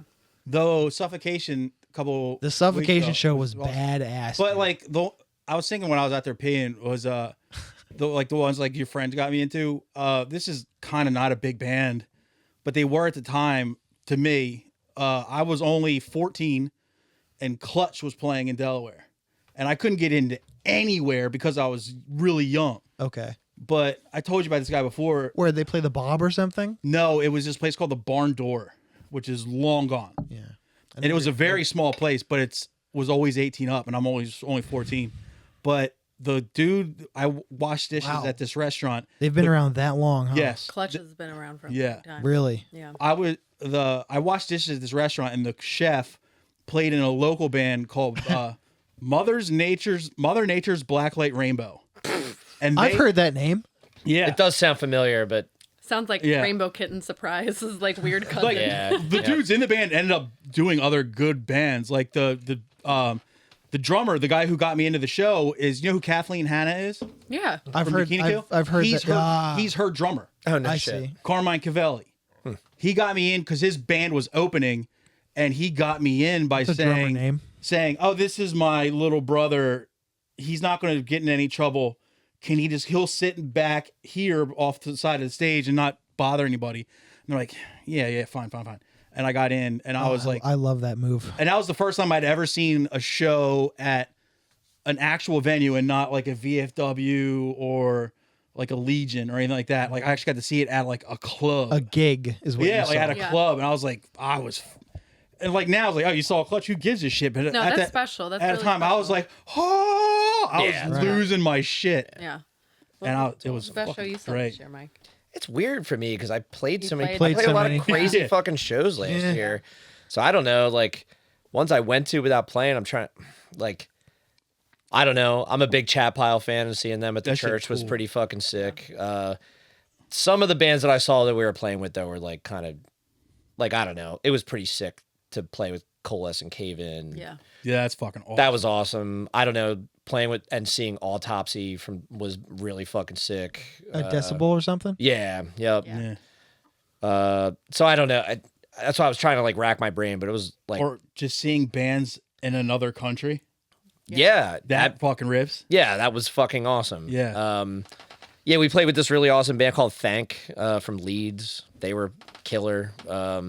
They just put out a new record, and I love it. I don't know. I'm trying to think of shit that I went to that I didn't play. and it's weird because I played a fuckload of shows like I toured in the spring and the fall. Right. So, yeah, I don't know. I have a weird memory of a lot of it right now. So, but I don't know. Some of that shit I said A lot for of sure. shows. Yeah. I mean, as many shows as you guys play a year, it's gonna all kind of somewhat blend in. Yeah. Last year was a lot because Yeah. we did, yeah, You we guys did were on- spring and fall and Yeah. did a bunch of countries. So, yeah, I think mine was like Slow Dive. Slow Dive was pretty cool. that's pretty sick. Yeah.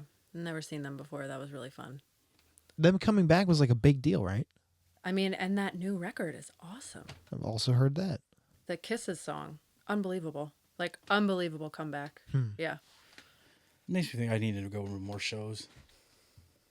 I definitely went to less this year, but I sort of like I left the industry for a little bit, so I wasn't around it as much. But I feel like that also helped me like appreciate the stuff more, because like, oh my god, I feel like I used to not just even have to work, like be at like 100 shows a year, like be at 2 to 3 shows like every week. So I definitely appreciate it more when I can go and just enjoy myself.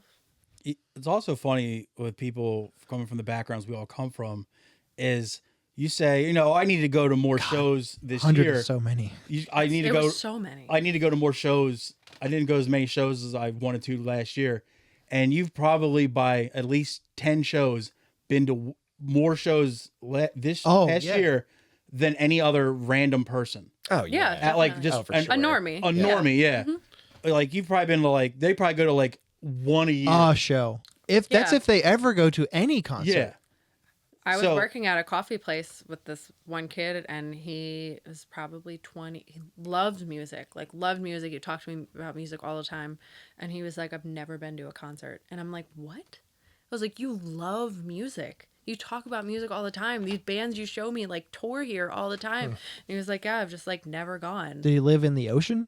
Maybe he hates. Basically. Maybe he just I mean, he doesn't lived like in being like around people. He lived in like Mount Airy, like Germantown. That's It's kind not- of an ocean, you know? I can But, like he understand- drove. You can take a bus. I can He understand. drove. He had an income, and I'm like, Maybe he just doesn't like giant groups of like large gatherings of I people. mean, get that. that's fair too, but he told me he was saving his first concert experience to see like Tame Impala or something. You do that, you're gonna miss out on so many great concerts. That's what I Yeah, said. That I sounds was very like- Catholic. I was like, you're gonna have like FOMO. It sounds like very like normie guy. I was like, Yeah. man, like fucking Tame, dude. And what's he gonna do if like he goes to see Tame Impala and it's not?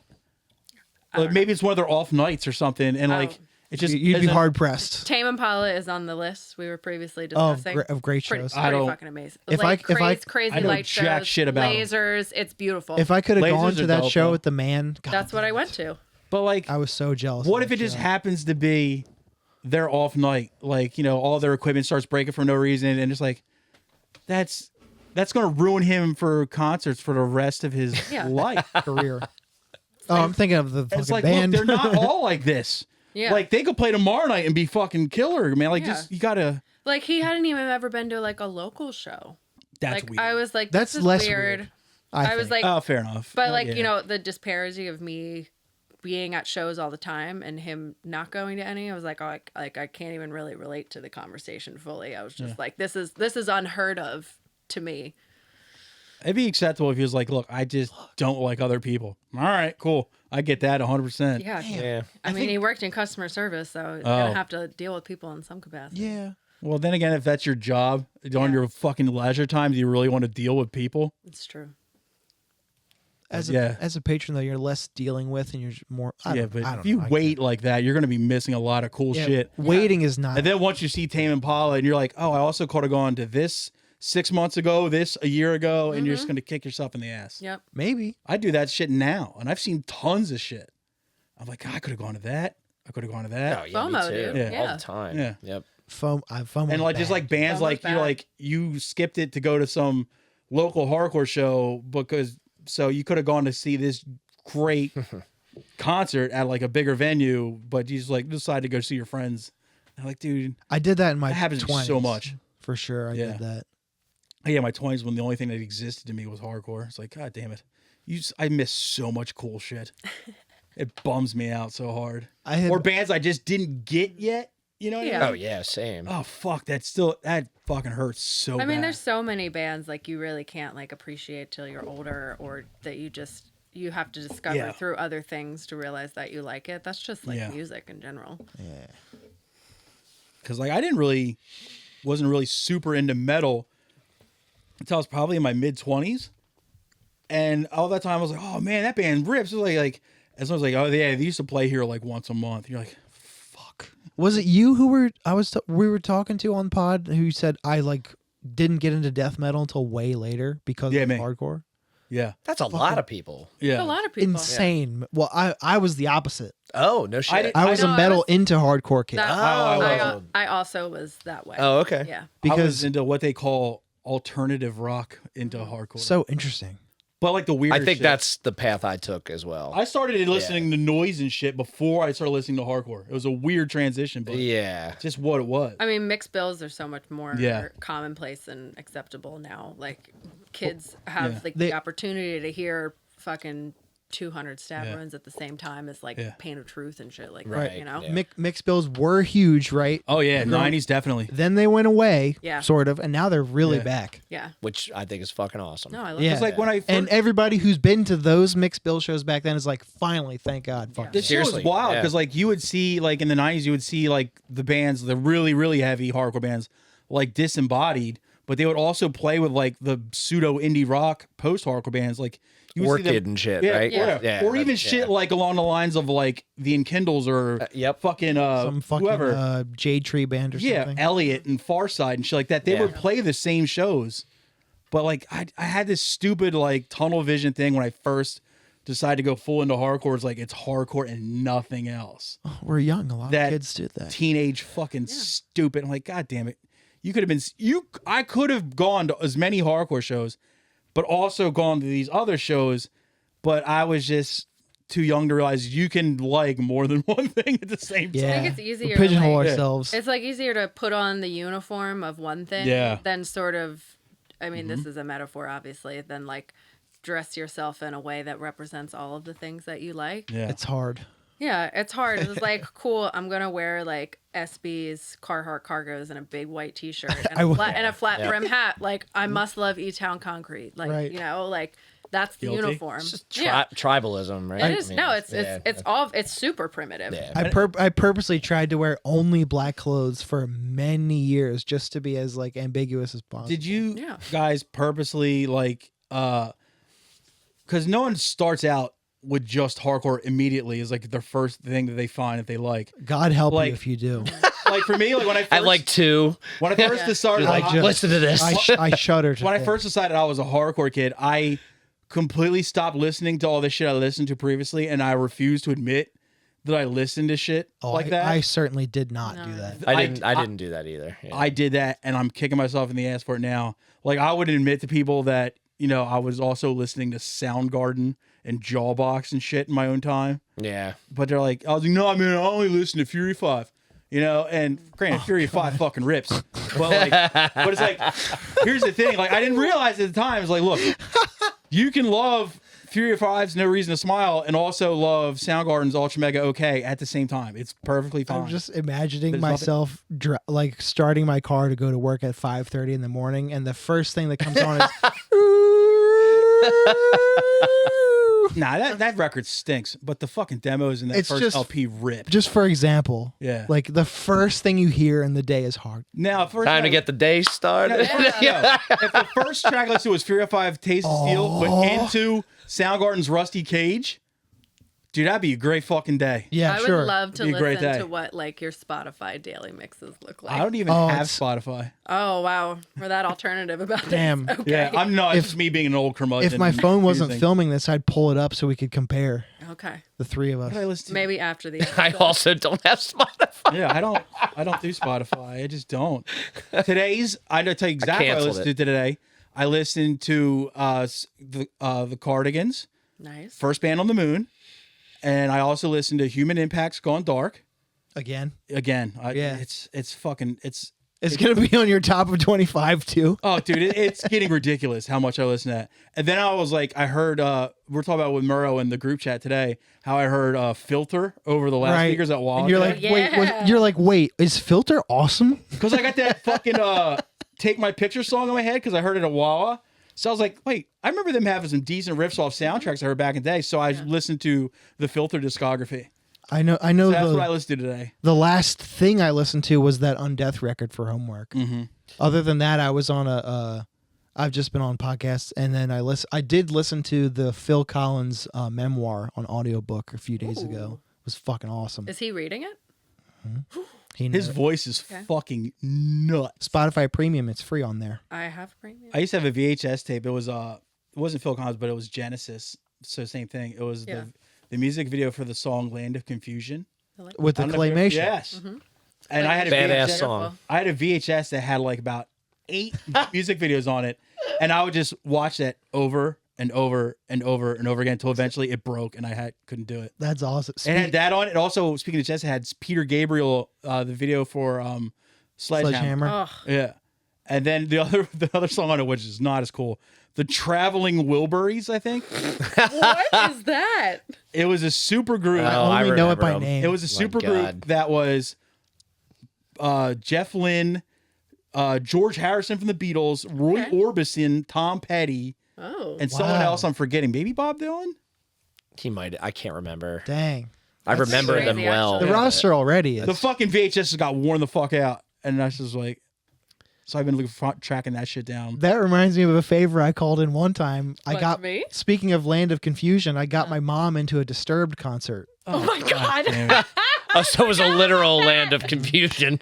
Oh, did they cover that? Oh, I forgot about They that. covered it? That was a good one. They have a huge, hugely successful Land of Confusion cover.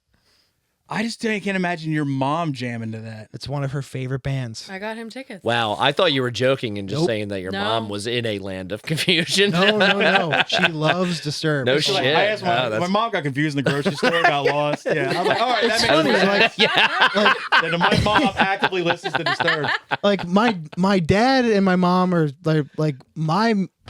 our musical backgrounds are pretty similar. Like I came up on kind of proggy shit and Brecker Brothers, like Mahu Vishnu Orchestra, like weird shit from my dad's side, and my mom was either listening to Metallica, The Cranberries, Sade, or Nice. Pure Mood's 1994 CD with like Enigma and Cranberries rip, shit on it. Solid. Yeah. I feel like Yeah, my right on. mom- And Depeche Mode. I Forgot always about that. thought one day I was like, oh, if I ever become a famous musician, somebody's gonna interview me for a magazine, or be like, what were the 5 CDs in your car growing up? There were tapes in our car. Mine were CDs when cars could have the 5 CD changer.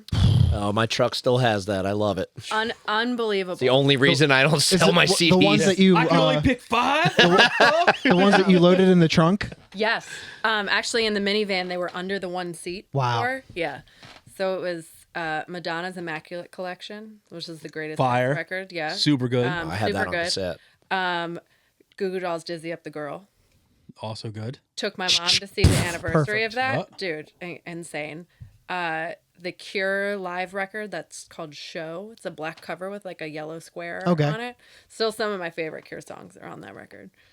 So that was my mom, and then my dad was Rush, Foreigner, Styx, just I don't even know what they call that. It's not quite yacht rock. It's not Prog rock. quite. It's prog. But It's not the Styx prog- and Foreigner. Would you call that prog? That's more Sticks, maybe. The only Foreigner, time- no. No. I do like watching Steelers games because they play Renegade. It's pretty sick. My mom didn't listen to music at all, which is funny because her only concert she went to as a teenager is the sickest flex I've ever heard in my life. She saw the Beatles' first appearance in the United States of America. That's pretty insane. And I ask her all the time, I was like, were you one of those girls throwing her panties up on stage? And I knew what one of her best friends is She wasn't wearing still any, is alive what she was said. like the rest of us. She was like, one of her friends told me, she's like, the rest of us were going nuts, yelling the horrible graphic things at the Beatles, throwing underwear and bras on the stage. Your mother was sitting perfectly still, hands on her knees, just Like a schoolgirl. kind of just nodding her head. Wow. Yeah, my dad, total deadhead. He had that chest full of Grateful Dead bootlegs. So that's what I grew up on, is just the Grateful Dead. Your mom never liked music? Nope, she does not listen to music except In one ear, out the other? church music. Okay. Okay. and not Yeah, even like, So that's music. but Yeah, not right. even very church music. Only things played with that fucking awful pipe organ, which I'm sorry, that's nails on a chalkboard. That just like like it's brutal. She goes to like church concerts, which is like just the church organist fucking ripping for like 30 minutes. If you get in a car with I her, mean, it's probably pretty if you cool. get in a car with my mother, Yeah, I mean that's probably beautiful. In its own way. silence. It's probably Silence. one band starts at 7, out by 7:30, home at 8. I think her 2 CDs were Anita Baker and Kenny G, Anita Baker. Okay, so all right. So music existed. but they were rarely on. okay. Dude, I Because you still, for a second, I thought you were describing someone who was musicless, which does exist. There are- those She's people not are- musicless. She listens to Yeah. the church organ and Kenny G occasionally. It sounds There are like it's people who are more- without music, Well, and that's boggles now, my like mind. if you get in a car with my mother now, there is nothing on. Interesting. not even the radio. No radio. I do gonna that say, all it the time. was starting I to love it. sound like music was just a way to like fill airspace for Yeah. her. But if Background if music, she's in a basically, yes. silent car, If you're not having a conversation, I can it do is it stone sometimes. silent. Yeah, it's nuts. I can do it. I can do a quiet car sometimes. I love Sometimes you need to. You just need to. That's on the a way home from a defrag. show and all you've been doing is listening to music. Yeah. I Yeah, really that's what I mean. Sometimes- really yeah, appreciate has a its quiet moment. car. and I can just hear that nice tinnitus ring. Yeah. Yeah. it. Well, Yeah. I wear like it's all I need. I try to wear earplugs no matter what, so it's less. Anybody who's been in a band will tell you that after you play or have been on a Hard, show, hardcore is illegal in the It's- car. oh yeah, every road Oh, yeah. trip I've Punishable. ever been on with a band.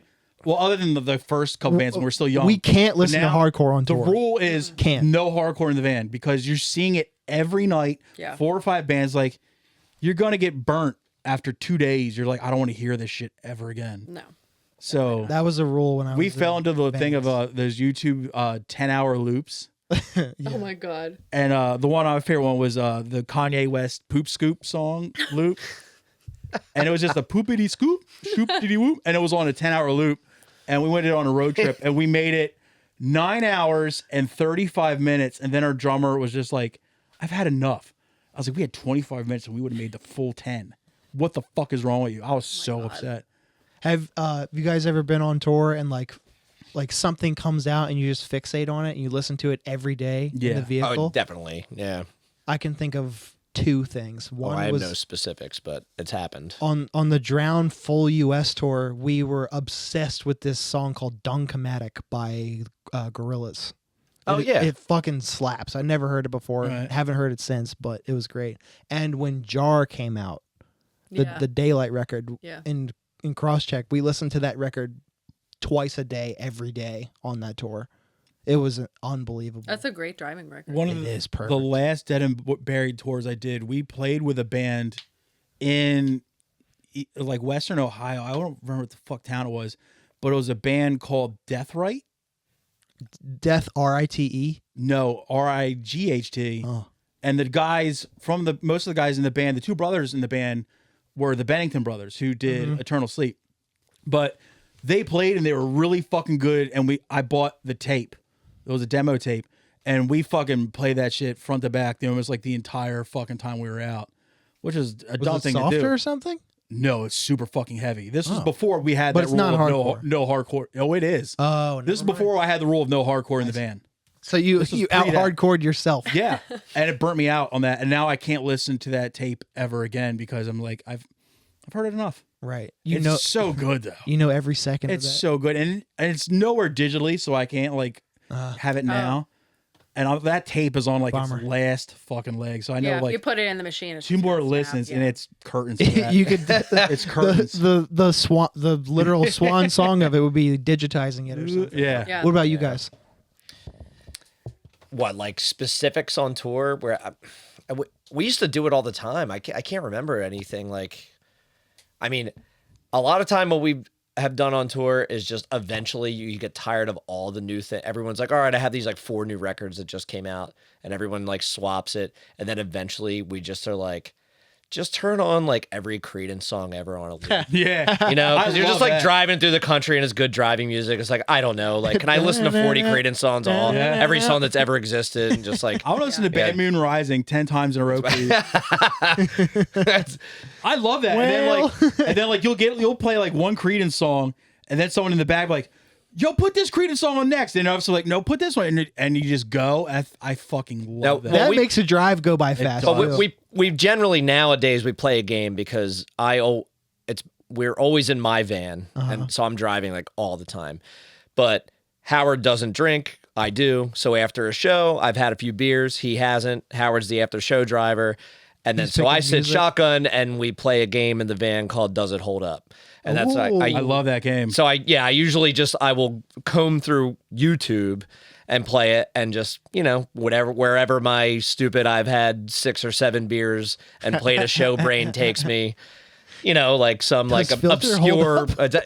Honestly, that's been in there Right. for sure. Today, yeah. So yeah, we do that a lot. If And you could Dragula only- appears quite a bit. Oh. Like yeah, we already done Dragula, dude. And we all said it holds up. You know. Yeah. So Oh boy, yo, Yeah, the one time. Speaking of some favor I cashed in when I saw Rob Zombie and Marilyn Manson one time. Rob blew him away. That might have been I- a me favor. maybe. Might have did that. It was in Camden? it was in Maryland Oh, okay, somewhere. Maryland.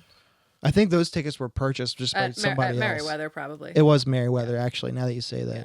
but Rob was so much better. Mm-hmm. He was so fucking good. live. yeah, I believe it. I was like, wow, Rob Zombie's pretty cool. Yeah. I worked his show this summer when Ministry opened. That was pretty cool. Nice. Ministry looked awesome up there. Oh yeah, Still I rocking saw leather them pants, a couple are they? years ago. Yeah, they're all leather bands still. Right on. It's like, is he like a techno guy? But why does he have a cowboy hat on? This guy's just an enigma. It's just heroin. I love Alex. I Yeah. hate that's how you can- He's fueled by black tar heroin. I actually felt that's another wormhole I fell in. Does it hold up? Is like in the early 90s, I was like all in on, because industrial was big back then. Like Wax Trax records, TVT records. Yeah. Like KMFDM. Is this how you got into Skinny Puppy, Godflesh? shit like that. Yes. Okay. And because I found about Godflesh before I knew what fucking. I napalm still love was. all that shit. But like personally. So I was like, does this stuff that I used to dig back then still hold up?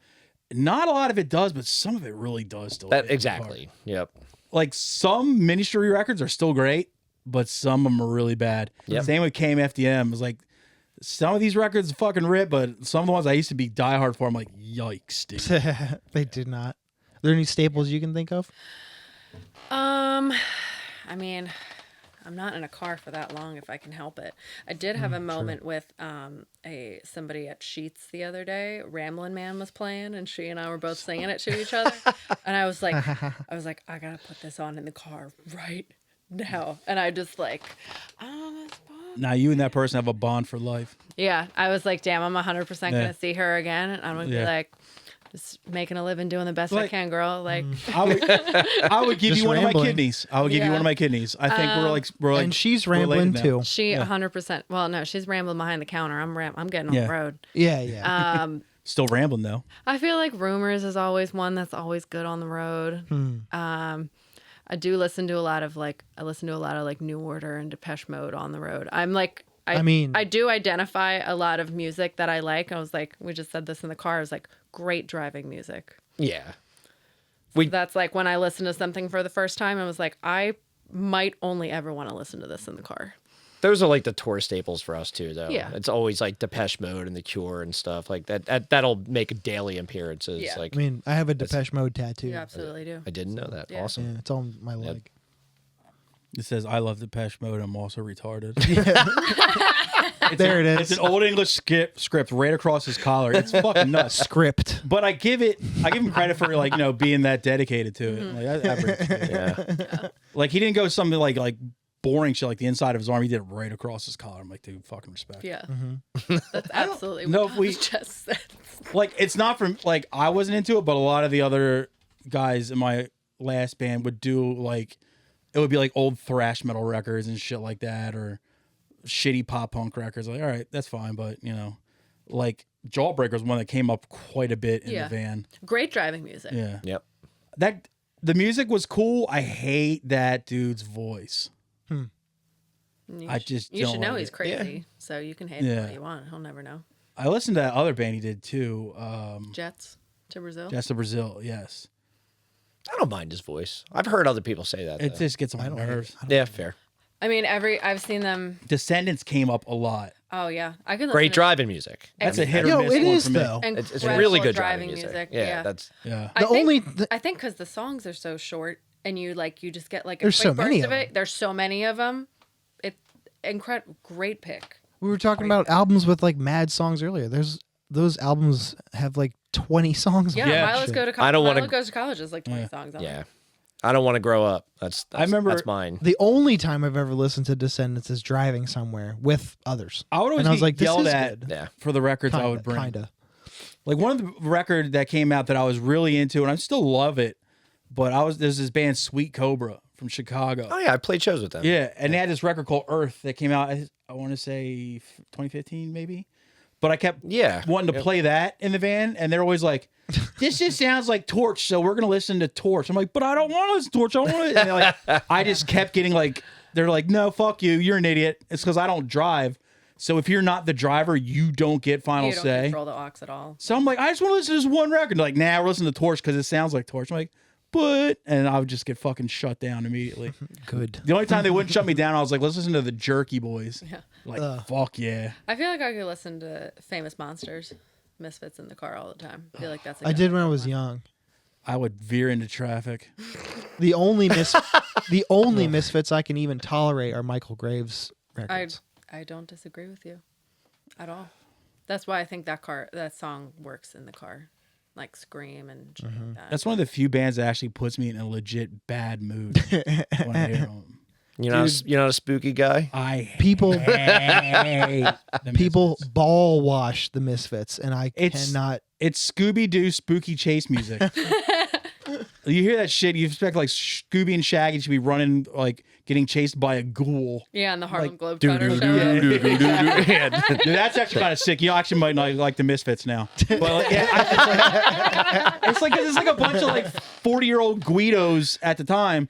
They're like, That was then. They was like, yo, we're spooky as fuck, dude. And you're like, no, you're fucking adults. Stop it. They have always done I hate the 'em. most, Yeah. I hate that band. and just some and Glenn is just like repellent to me. What's the Yeah. bass player's name? Is it Doyle or is it the that's other the guy? I went to a fest. It was in Jersey. It was one of the This- outdoor big venues. This story. I forget what the fuck. Tweeter? PNC probably. And it was just a fest. Like it was like honestly, it was a lot of hardcore bands on it. But that dude was just had a weight bench set up across a tarp, and was just out there just fucking lifting weights in front of everybody, making a real spectacle about it. I'm just like, That's either a 1 out of 10 thing or a 10 out of 10 thing, and it sounds like he made it a 1. Like when Tio did it on his front lawn, coach told me to work out. Yeah. That was like funny as fuck. yeah, that's funny. This sounds like a total 1 out of 10 yeah. move here. It's like, what are you doing? It's the entire cornfield. It is not just corn. Yeah. God, I was just like, this is silly. I'm allergic to the Misfits because of their behavior. Yeah. Yeah. But Even the way, good driving music also. yeah, it is Yeah, great for choice. sure. Yep. Even Kiss eventually stopped wearing the makeup. I mean, The Misfits are like, I'll fucking- take the Kiss over the Misfits. They're like I'll 8 take years the old. Kiss. I'll take Kiss over I'll the take Misfits any day. Honestly. Destroyer over any Misfits. I'm just saying, look, I don't like Yeah. either band, but Kiss eventually wiped their faces off, right?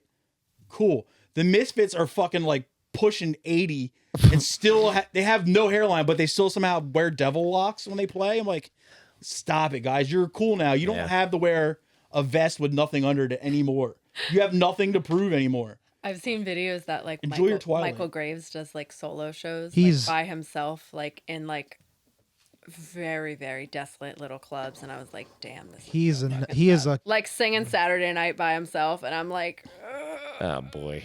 that dude is also like a bag of worms. Yes. He's squirrely. he's Oogie Boogie. Yeah. Well, and And just like peel him open and the worms fall out. He's also just like questionable. Like I as mean, much as a dork, as Danzig is much of a questionable dork, too, Just you like know? the Oogie Boogie. Indeed, but as much of a dork as Glenn Danzig is, and I do agree he's a a dork, litigious dork. but eventually he's like, you know what? Whoop! I'm cleaning I'm not doing this devil lock horse shit anymore. I think he never did it though. No, He did. he had a Did full he? head of hair. Oh, whatever. No, Doyle did it, and what's the other guitar player's name? Fucking Jerry. Yeah, Jerry and Doyle Yeah, did the that's devil the one I locks. couldn't Glenn think of. didn't, But because Glenn eventually- had a full head of hair. But then he actually started wearing like normal clothes, somewhat, in Sam Hain or whatever. He's But then like- Danzig, he started wearing like fishnet shirts, and you're like, all right, dude, what are you? He's like, I'm a full 1 foot 6 inches Yeah. shorter than Peter Steele, Yeah. but I still want to be Peter Steele. Well, when I worked at the factory, when I was a cocktail waitress there, like throughout college, and Danzig always played around Halloween, and he would do Sam Hain one year, he'd do Danzig one year, and he had like great bands supporting me. He had like Yeah. Version of Conformity play Yep. with them, had a bunch of awesome, really cool bands open for him. But he did. I don't know if he actually hit himself on the head, but he did always come out and he did have like blood running down Yeah. his face. There's so no like way. no, Doing a but probably doing he a wrestler also- style. He also didn't want fans to take pictures. So if I was walking through the crowd and I had like a tray and I saw someone taking pictures, I had to tell him no because he was wearing a girdle. To no one's. I thought it would be self-conscious about the fact that he's 4'1". Nope, it's the girdle. But I think he's got a pretty serious receding hairline. He still has like long hair. It's very obviously dyed. I mean, nobody's hair looks that black naturally. It just doesn't. No. happen. I'd say Yeah, that, shoe but I polish, also yeah. have long hair and a receding hairline. Yeah. So. I mean, as a girl in high school who dyed my hair box dyed black for a very long time, I know what box dyed black hair But- looks like. Yep. I've never been a Danzig fan, but I've seen him at least a dozen times just because exactly what Yeah. you said. He would always have some really killer support bands on Yeah. Danzig shows. I mean, Twisted Cain fucks. And it was Incredible also song. like it wasn't out of the realm of possibilities for like the hardcore bands or like the noise bands you liked could get opening spots on Oh, Danzig yeah. tours. It wasn't out of the fucking like question at all. I was like, this fucking rips. And it wouldn't just be one. It'd be like No, 2 or 3. You're Yeah, like, dude, this I mean, is he always did like a fucking sick 4-band lineup. bill. Yeah. Yeah. Well, speaking of which, does that record hold up? What? Which one? The first Danzig record. I've never heard it. No. No, you've never No. heard the I won't first listen Danzig to it. record? I do No. not I like think it. Danzig 2 does. Lucas Fudge Danzig does. as a whole is it doesn't. 2? Is it 3? Is it 4? Like what's the difference? Danzig 1. As a total package, Twisted Danzig Cain is on that, you know. Danzig doesn't hold up, but certain Danzig songs really do fucking hold up. Yeah, he wrote some classics for Yeah. or his band did. I don't Yeah. know. But Somebody that said it wasn't record, him. I used to love the first Danzig record. Yeah. And I cannot get past the production of the drums now. Oh, it's I listen to it stupid and I'm stuff. like, I just can't. The cymbals for something that is so popular and renowned. When I hear that, like, there's just this little. It just sounds like someone like pissing on something. Yeah. I think that's like a very And I'm like, I can't. entry Like, to I- like trying to discover old music in general. It's like, Oh, the production. I mean, Yeah. we would have never, ever in a million years thought that we could make something sound exactly the way that it comes out. And Yeah. now we have somehow Well- able to do that. And now we go listen to this, this old Danzig record that sounds like literal shit from a butt. And we're like, I don't mind raw production. Like I Yeah. like a lot of like raw punk records and everything, Yeah. but there's something about when some like they clearly were trying to like let's elevate this, and then they just like nailed like the vocals are recorded well and the guitars are fine, Yeah. but then there's just that they like missed this certain mark and I can't not hear it. And I'm like, oh god damn! Like We've seen And behind also- the curtain. and also just what you're like talking we about. because they were too- trying to make a produced Yeah. sound. We know if you're too like I don't much. fucking care, then whatever. And You know also, what I mean? like the I- hi-hat sound on that record doesn't even sound like a hi-hat. no, It's like, what is that? There's a sounds lot like of- someone pissing on rocks or something. One of my It's favorite really things, though, weird. yeah, is, it's like the trash can. Yeah. One of my favorite memories is tied to that record as the song Twisted Cain actually is this one dude I used to hang out with all the time. Like that one was like, oh, Twisted Cain. And he was always like, oh, mashed potatoes. And as a young man, for some reason, I was like, peak comedy Yes. right there. Yeah. Just singing mashed potatoes to that star. and like, here's the thing, like, you know how like sometimes like your friend will find out that he makes you laugh and he'll just like hammer a joke Oh, to the just ground. beat it. This is Yeah. fucking It Jordan never- with the Cody Rhodes song. Oh yeah. It would just no matter how much they Yeah. would beat it, it would not die. It's still to this day. I'm just like mashed potatoes. You're like, it's just like I don't know. It's just so every time like so I'm like, all right, maybe I do still. Damn it. Does still hold up. We just had Jordan here last week. No slaps. Fuck. Missed opportunity. Mashed potatoes. You guys don't watch wrestling, right? You guys aren't wrestling people. I'm not. So, My friends are though. Do you know who Cody Rhodes is? I know who he Through is. my friends, yes. So Cody Rhodes is the WWE champion, and his Sure. his song that he comes out to, absolutely atrocious. Like biggest butt rock song you have ever heard. Like Yeah. sounds like Alter Bridge or some shit. So And sick, dude. I don't even remember how he says it, but it's like ready, set, start to go. And it's like all the I'm a douche. Yeah, I'm a douche. That's You're a Jordan douche. has his own version of it. So, And yeah. whatever he's saying, it somehow also rhymes. Get him on the with, phone right Oh now. my God, it's Cody Rhodes. I'm a douche. You're a douche. We're a douche. We're all douches. I just thought of the Good Something Burger. like that. That's the Good Burger song. Oh, well. It literally is the Good Burger. That's the Good Burger song. Wow, really? This is I'm a unexpected. dude. I She's a find dude. myself He's a watching dude. wrestling, and I'm like, I'm singing Jordan's version. As you should. That's how you know it actually is legit funny. Is like when like now forever in your brain, no matter where you hear it, so you're like, I think of Cody Rhodes. You're like, yeah, like that's like, And like you think of mashed potatoes, it's Exactly. the same, 100%. yeah. It's like it's completely circumvented all of their actual lyrics to that song. Yeah. Like I love that shit. I mean, when we went to WrestleMania, they played it. Oh, he won the title at WrestleMania. It was the last match. man. They played that song over and over until every single person in the crowd left. They had to have played it like 20 times. That's Everyone kind of left and smart. was like, we're all douches. And the whole time I was like, oh my God, it's Cody Rhodes. That's kind of a smart way to get people to leave like a venue, like when everything's over. It's like they're just kind of milling about and not leaving.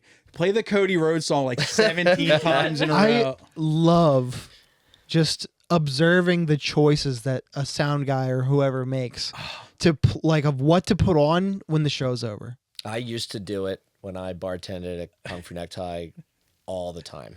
As soon as like a dance party was over or something, it was time to get everybody man, out. get 'em the fuck out. I would just turn. I don't remember exactly. It would just be some old hardcore record or something. Calculating people Infinity. would just be like, Yeah. "What's happening? Can you turn this off?" I'm like, it's 2:20. Like you got to leave. Yeah, Like this is my turn. What do I? Yeah, it's- The funniest things that I remember is That Bill Hicks bit, this usually clears the room. one of my favorite things ever. I remember the show was a mix bill. It was Earth Crisis and In Flames at the Trocadero Theater. Oh, I hell would, yeah. I'd watch both of them. After Earth Crisis stopped playing, it obviously goes like a rhinestone cowboy came over, rules. and I was just fucking falling out laughing at that shit. I'm like, yo, the sound guy is fucking hysterical. I just went to that. I guess I didn't just go to it, but it was in the spring or summer when In Flames played in the Queen. Oh, Those fuckers did not play only for the week, and that is all I wanted to hear, and I lost my mind. Liam's in the band now. Speaking of Liam. Yes, he is. Yeah. Yeah. Yes, he is. aren't they from like fucking? Sweden, yeah. Yeah. I saw them at that show and only at that show. It was Earth Crisis, In Flames, some new metal band called Skin Lab, Oh yeah. And the I've heard of name. them actually. and the opener yeah. was Walls of Jericho. Oh, hell yeah. Wow. Yeah. And it was just a weird show, but it was just funny shit. As soon as like Earth Crisis is like, all right, we're out of here, and then like the lights come up and you just hear psh, like a rhinestone. Not even at the beginning of the song, Right the in the beginning middle of of that it. verse. You're just like, Amazing. I'm like, I like that fucking sound guy probably hates heavy music. Oh yeah. And he's like, I am so fucking annoyed. let me get these guys real quick. I'm gonna get these This fucking night's weirdos. over. I do like that as That's a bit, though. funny as shit to me. Playing something completely different. Just to get them, Oh, yeah. everybody. All right, Yep. get your shit and get the fuck Mm-hmm. out so I can sweep. Yeah, that's so good to me. The other thing I used to do would be if there weren't bands playing and I was bartending and I was just listening to whatever music I wanted, and people inevitably, like if I was listening to anything that was like gothy or synthy or darkwave or whatever, Yeah. inevitably someone would come up and be like, "Can you turn on The Cure?" And I would be like, "Absolutely!" And I would always turn on What, I would turn on after pornography. DJSC, that's I been like the Cure the whole time. Well, I would turn on pornography, and they would like after 3 songs be like, "This isn't The Cure. Can you turn on something else?" Like this is sure definitely is. The Cure, actually. Like, See? Or just turn on other bands covering The Cure. Yeah. yeah. The perfect sound guy get people out song is pew pew pew. Yeah, that's my jam, dude. That song rules. That song goes so hard. That's why I could never do something like be like any kind of like DJ on like a certain night Because I would like And be say- serious about like, one of those like I do metal Wednesdays. Like that's your shit, cool. But I would do like 5 metal songs and then just throw in like a Kids of Whitney High song or Tequila on it. Like yeah, I would have to do that. I could not take myself seriously enough to do it. I would all the come way to this through. night. just to. I'd say once a month. Yeah. You got me once a month, I would think. attend. It'd be like, Yeah. like, dude, Mortician straight into the Pee Wee Herman's Big Shoe Dance. Like, fuck yes, dude. Finally, someone's mixing it the fuck up. It's like, yo, this dude did like 2 Entomb songs and followed it up with Kermit the Frog singing the Rainbow Connection. Aw. We're like, fuck yeah. And now I started missing my grandma. I was like, this fucking just bummed out my night. Now I want to watch Fraggle Rock. Dude, Fraggle Rock ripped so hard. That was one of my favorite shows ever. Marjorie the Trash Heap. I feel like I heard they're bringing it back. Okay. Everything comes back. So I love Hey, it. Probably. I'm a Tom knows. I'm a Muppet girly through and through. Dude, so. Fraggle Rock ripped the doozers. Always Doozers? building shit. Yep. And then like the Fraggles kept stealing their building materials and eating them. they were my favorite part. They were Yeah. fucking so good. Did you watch the Dark Crystal? Oh, Yeah. yeah. Many I times. loved But it. did you watch the series, the prequel I series? didn't know there was a No. prequel series. Yeah, it was so. Dark Crystal was one of the Skeksis, right? Yes. And they're always like, Skeksis. Yes. Fucking awesome. Chamberlain. because I was scared of that when I was a little kid. I was scared of the Dark Crystal. My sister used They're to come scary as hell. They're my really sister scary. would come up Unsettling. behind me and just go, I'm like, stop it. And it would just fucking freak me the fuck out. It was so good. Yeah, so they did a Netflix like whole series, and the episodes are long. They're like hour-long episodes Fuck yeah, dude. of all puppets, no commercials. Like Wow. they did a whole back story thing because the company is run by Henson's 2 daughters now. Obviously, Okay. he's dead. Yeah. But they did everything the way that they made the movie. So everything is puppets. There's no CGI. Oh, it's all Awesome. practical. Yeah. Cool. So it's very cool. But you're like, holy shit, these Skeksis are fucking The first vinyl record I ever owned was the Muppets and John Denver's Christmas album. Do you still have it? Yes, but I Oh. don't have the sleeve. I think Mark Green put it in his He did. one too, which is great because Mark has some real suspect fucking taste. Like shitty Boston hardcore from like 2005. It's just this thing, man. He's such a sweet little boy. With his Jennifer Aniston haircut. I love him. I do Alex, like his Jennifer Aniston hair. I know, dude. He's such a Rachel now. when he first I love it. when he first chopped it off and came back that one time, Yeah. I was like, that is actually a great look. No, I was so mad. I was like, how dare you? I mean, yeah, he has You're long, Samson. You beautiful can't do hair, this. but Yeah. The cut. I thought whoever did it did a really nice job. That yeah, would have been funny I if thought they it was gave him fetching. like the Karen bob. We cut our hair off around the same time. You did. And me and Mark and Kaylin all went to Johnny Brenda's show. It was like in September or something. Oh, it was the I Hate God Sunburster Yeah, show. yeah. And we like rode together. And Kaylin was like, all right, like we were like walking up to the venue. He's like, I'm going to go grab a slice of pizza first. And Mark was like, all right, fucking long hair. You know, like, he's like motherfucker. Like, He's next. That's probably why I started growing mine out.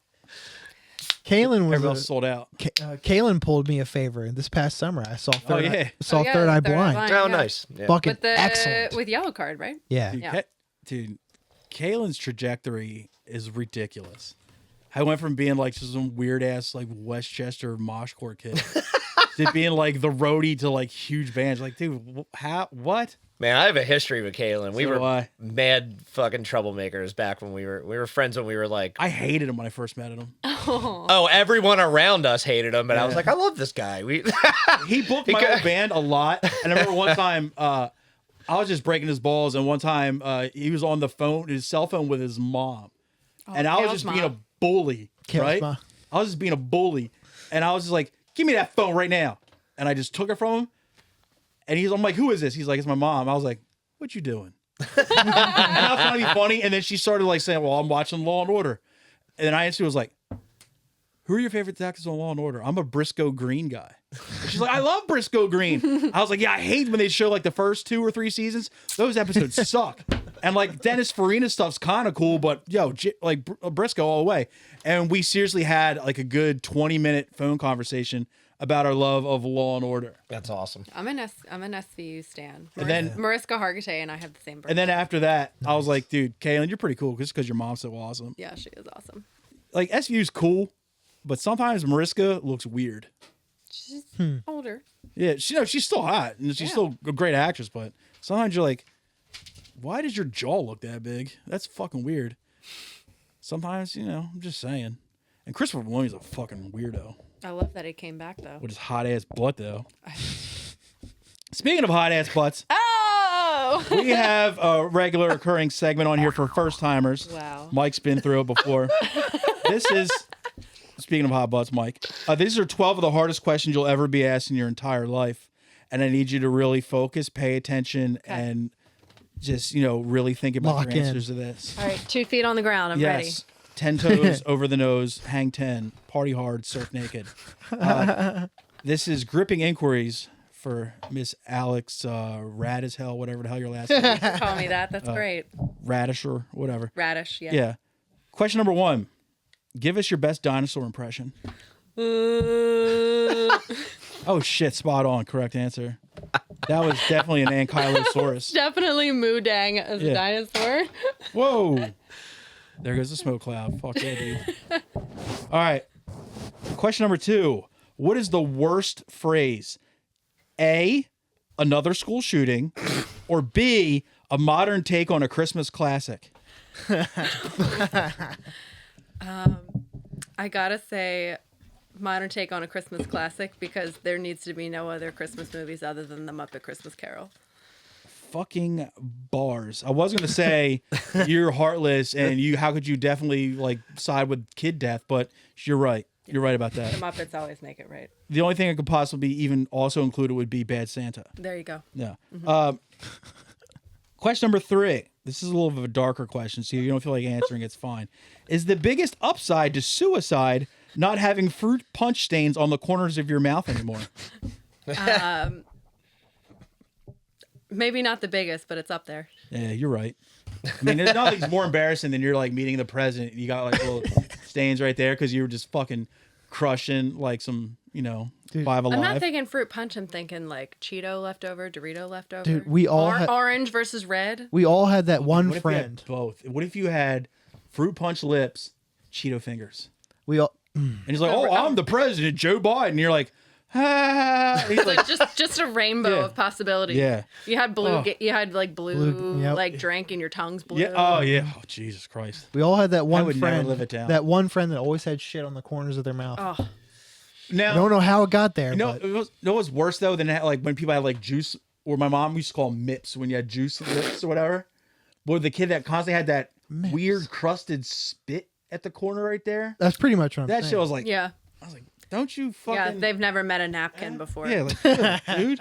I had a boss who had that in the morning. I would get there for construction, and then I just realized he was just crushing Xanax to get through the day. And I think he just didn't know what was on his face ever. Yeah, So- that's a lack of skincare, not being learned, being taught how to wash your face. I always couple that in also with those those people that for some reason they always have a lot of spit in their mouth. Mm-hmm. And you tell their bottom lip, they're always they always talk this, and when they talk, you hear their tongue hit it. You're just like, ugh. That's every time I see the crusties on the corner of the mouth, I think it's those people. Okay. Freaks. Question number 4. This is more of a produce question. Okay. Dragon fruit. Why? Because it's heavy? It's actually not super heavy. Oh, then why I are you dragging it? It has scales on It it. says pause for high five from Tom. Oh, Thank you. I actually love dragon fruit. I had a conversation Who with dragon doesn't? fruit with some of the pink one though, not the white one. The pink one's way better. It's Just the the safe brightest, answer. the brightest pink you've ever seen. I thought that was the only kind, but Now, No, it's white and pink. this is more of a U.S. inside. history question. Okay, This is a nice U.S. history question. I don't know how much you paid attention in school. I try. But how silly is it that Ben Franklin once put on a rubber nose and signed the Declaration of Independence, Benjamin Franklin, before adding stink lines to John Hancock's name? Honestly, maybe the world's first prank. It's true. Documented in Yeah. writing. stink lines is so good. Everybody talks about how it's the biggest signature on the Declaration, but no one talks about the weird lines and the little tiny black fly that was put on He it. definitely had the biggest honker, so biggest Yeah. signature. It's true. Good for him. Now, this is more of a nature question. When a fish dies, does his family give him a tuneral? I think he just floats away. No. Do dead fish float, right? So more of like a Viking. Yeah, I was thinking more Viking, like like it a floats Viking, to the surface and they just like But you would watch still him. call it a Viking tuneral, right? Sure. So I was really proud of that. Now, this is a shocking question because we don't get a lot of females through here. So I've been boy. really waiting to ask this question for Okay. at least 25 guests. Okay. Ever get poop in your bra? I can keep a straight face. I can say with I could keep a straight face. I can say with confidence I have never touched cotton. I wanted to deliver that with a straight face so bad I couldn't. You have no idea how hard I was cackling when I came up with this, and I had it on my phone, my notes app, my phone. I was fucking cracking up. My boss was like, "What's so fucking funny?" I was like, "If you ask the girl." If you ever asked the girl if she got poop in her bra, he's like, Jesus Christ, why do I give you money every Friday? This makes no sense. He's also the least funny person who's That's ever true, too. lived. You can't get a joke. So he definitely wouldn't like number 8 here. Is Pepsi short for hepatitis C? That sucks. I'm actually a Pepsi girly, so I'm full of hepatitis. Well, as long as you Diet cherry hepatitis. just get boosted. There you go. Now, are you consider yourself a foodie at all? I try. Belgian waffles, more like Belgian waffles. Am I right? Ooh, yeah. Fuck yeah. Absolutely. Proud of that one too. Thank you. If you had to live life smelling like one food, why would you pick lettuce? Doesn't all smell like anything. Correct answer. That is the bet. This was actually one of those. Well, we were both high as kites in the truck the other day, and it was like, "Yo, if you had to spend the rest of your life smelling like one food," and I was like, "You'd got to go lettuce because it doesn't have a scent at all." It's just water. Yeah. He's like, "I don't know. It probably smells if it goes bad." I'm like, "Nah, bad. Water doesn't go bad." It just turns into water. Yeah. Damn. Anyway, this is this might be we can edit this out if you want to because this boy. does deal with gender. Okay. Since he identified as male, shouldn't his name be Hisbert Hoover? I mean, Mom assigned him Herbert as birth, so he's true. got to go with it. Mom's call. So she's not Mommy. that at birth, or would you say her birth? Ooh, Herbert. Fucking killing right now. Yeah, killing it, Dan. Yeah, Good thank job. you very much. Oh, you there? Fine. Thank you, Tom. Question number 12, last and final question. You're pretty up to date on like current music and stuff try, like that. yeah. Finish this Charlie XCX lyric. Let's get rocked. Get on.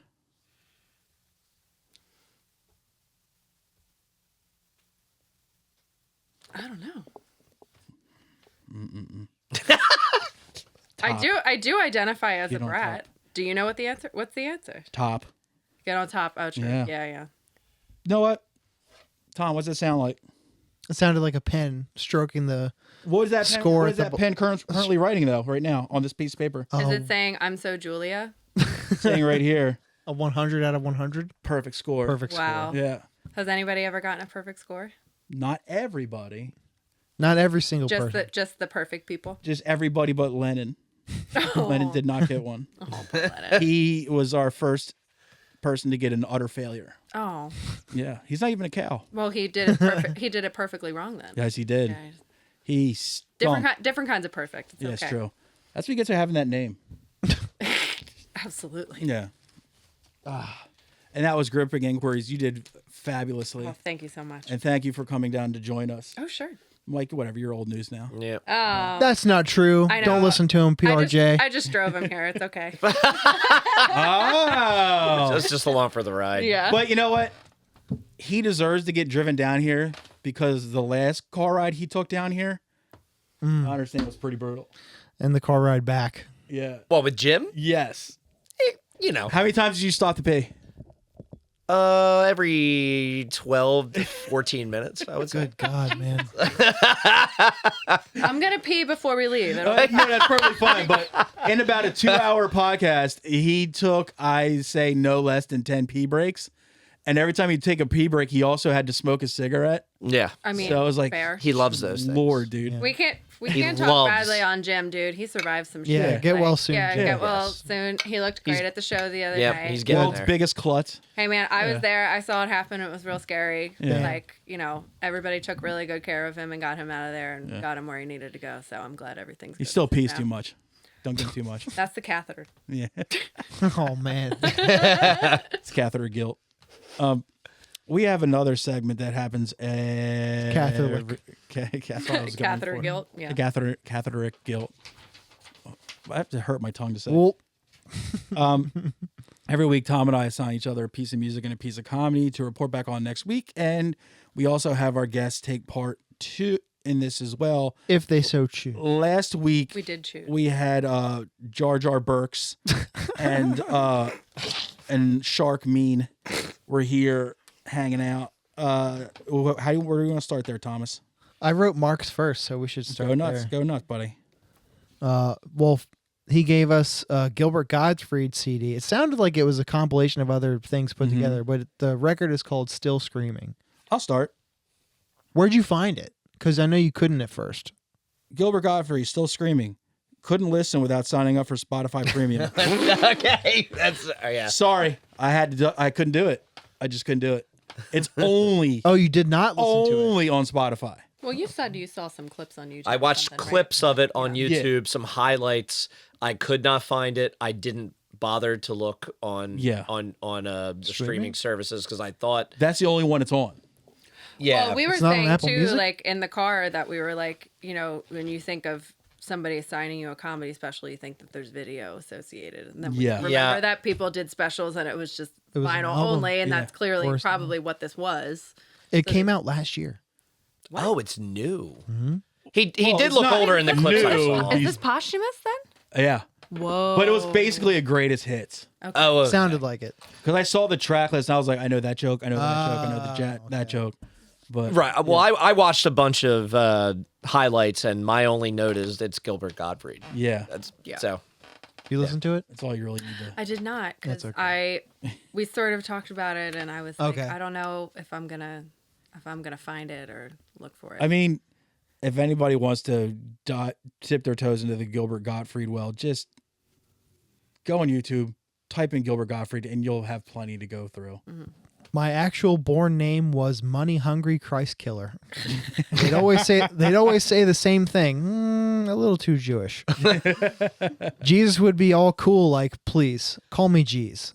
His license plate would just be a bunch of G's. That way, somebody behind him would go G G G G. Oh, G's. Cleaning out the fridge, and you see that half a cucumber, it's been in there a month. You can just cut the vegetable in half, put it in tin foil, and that vegetable has no idea it's been cut in half. He even made whiny skepticism about Moby Dick's one-legged sea captain funny. As annoying and grating as his voice is, I can't help but hang on every word. It makes the setup punch really worth it. His Bela Lugosi impression fucked me up. Excellent recommendation. 10 out of 10. Nice.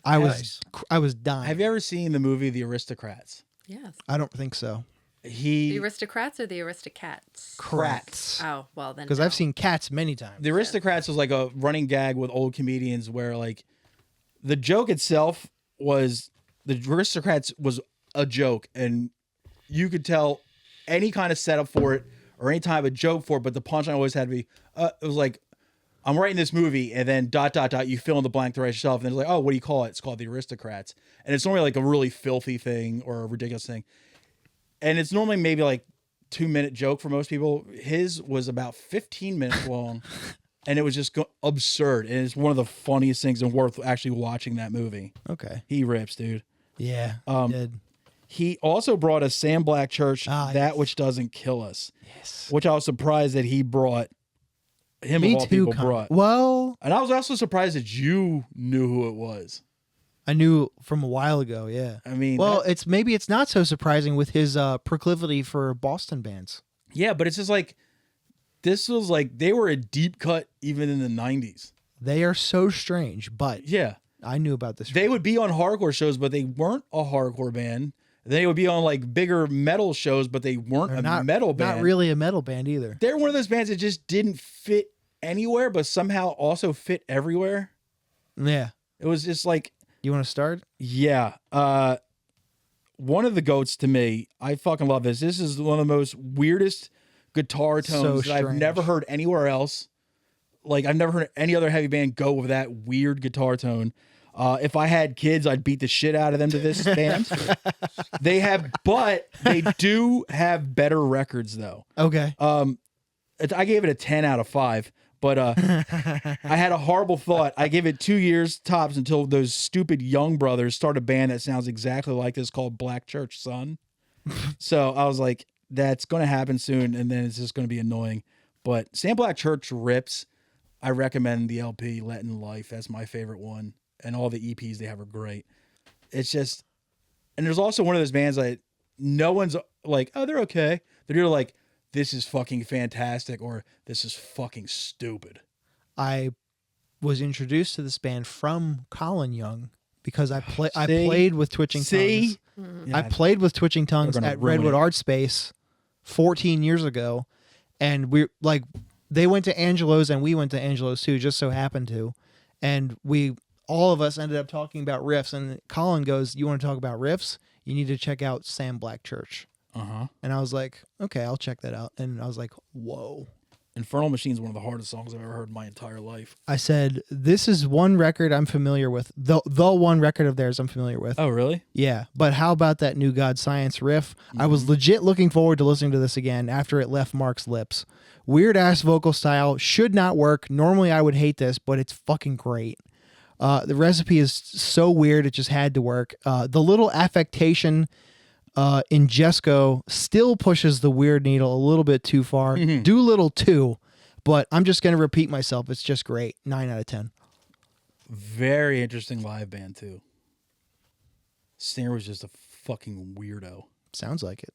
Like, you just make these weird, like, facial tics, like, on stage. It was like, you're like, what the fuck is going on with this guy? Not like tics like Chris Striegel, but like just weird fucking, like, this guy's. It's called Tourette's, okay. Yeah, well, maybe. But I don't know if anybody else got a chance to listen to that record. We we were both talking did, about yeah. it on the ride down. Yeah. I had no context until the ride down when Alex was like, oh, no, like, you know, here's some of the context behind it. And I was like, oh, like, I had no clue. So I went into it Blinder than blind, huh? totally just blind, and I was like, I feel like I've heard of this, but I don't know, and listened to it, and like, it wasn't really for me, but I also like don't think it's like bad. Like, I was like, I know that like it might be like one of those things that's viewed as like weird. I was just, It's not bad, but it didn't move the needle for you. it just was like, and I sort of feel that way about a bunch of the homework on this one, where I like a lot of it like is just like in this like gray for me, and that's sort of boring conversation, which sucks. You know what I mean? Like Oh, this didn't make me go like, fuck this. And I also wasn't like, wow. I was like, okay, like they're kind of doing that like combo. It was a little like riff salady sometimes, which sometimes can chase me away, but I thought they like pulled it off pretty well. So, but again, I had no context to it at all. And then as soon as the Twitch and Tongues thing came up, and I was like, all right, I actually kind of get it now. Like, so, but Dennis brought up a different record, and maybe I'm probably going to check it out now. So, It's better than this record, but I think you might still be on the same opinion. Listen to that one too. yeah, but like, I don't know. With a little context and having like only one quick introduction where I'm like combing through some of this stuff, like it didn't repel me, you know what I mean? But It's got a but again, it didn't like reel me in. Like I was just right. It's down, got a down the center decent with it. Disco Inferno cover on the other album though. So You know what? Actually, you're being serious? Yes, I'm that very actually serious. might reel me in. It's We're listening weird. to it on the way home. Yeah, right. It's weird. Yeah. I mean, I listened to it and I was like, okay, I know a lot of bands I like, definitely like this record and this band. And I described it in the car to him. I was like, I didn't feel like any particular song stuck out to me. I was like, but vibes there. I was like, I felt like it was like consistent vibe the whole time. I agree with that. Yeah. And, you know, we're talking about like how niche they are. I was like, I would put this in the same like category as like an Only Living Witness kind of thing. Yeah. Where it's like pulls from kind of the same weirdness where they can play these mixed bills and sort of is going to go through a rediscovery phase the way that like Only Living Witness has in the last couple years.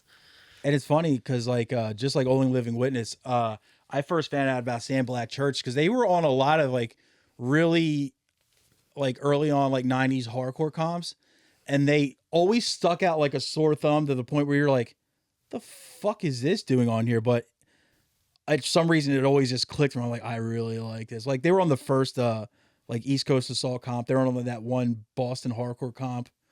And like they had a bunch of shit. They were always on these comps, and you're always like, what? I never see them on any of the show flyers from back then. I'm like, what are they doing here? But they were playing those shows, but they were never like a hardcore band. They just somehow always ended up on hardcore shows and hardcore compilations. They're just strange. Mm-hmm. But Good though. do you want to get into what Jordan brought? Yeah.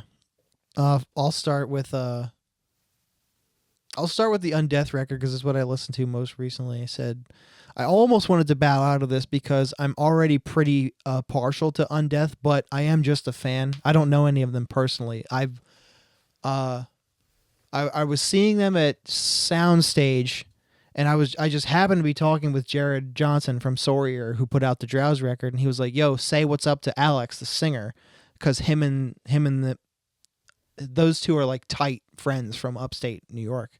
So I introduced myself. I was like, "Yo, my buddy Jared told me to say hey," and he was like, and I told him who I was, and he was like, "Oh, I've listened to the Drowse record. It's fantastic." And I was like, "Oh, thank you so much." So you're right. I wrote the whole thing. No, I contributed a good bit though. But I said they really gave the guitar player a spot on the front of the stage on this record. I've seen the singer wearing a leather jacket on stage as of late, and I can really hear that on this release. You hear the buckles clicking or something? It just sounds like leather jacket music. Oh, one thing that reminds me, the Sam Black Church record, motorcycle music. Yeah. The Undeath record kept me on the hook the whole time. No skips.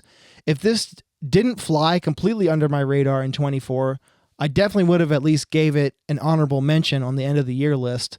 And shout out to the tracks Wailing Cadavers and Brandish the Blade. Fucking sweet. 8 out of 10. Undeath, more insane. This is boring. The thin recording takes away most semblance of heaviness out of the riffs, which weren't bad, but like I said, worst of all, this is just boring. No song stayed in my memory longer than 2 seconds, and it was really thin. There was really no low end to the record, which kind of bummed me out because I think the riffs were somewhat decent, but it was just nothing. I only gave it a 2. It's just I did not enjoy it. I just thought it was a very forgettable record. And I've seen them play, and it was very entertaining and a great live set, but this record I just was not into. I don't know what the other record I have listened to was called. Probably Legions of a Different Kind or something. But it was maybe 2 years old. But I was like, oh, this is kind of cool. And then this one here, I was like, I don't care for this. I wonder if you're fucking yourself by listening to shit on YouTube all the time. Oh, I didn't listen to this on YouTube. I downloaded it and put it on my iPod. Doesn't sound much better. Yeah.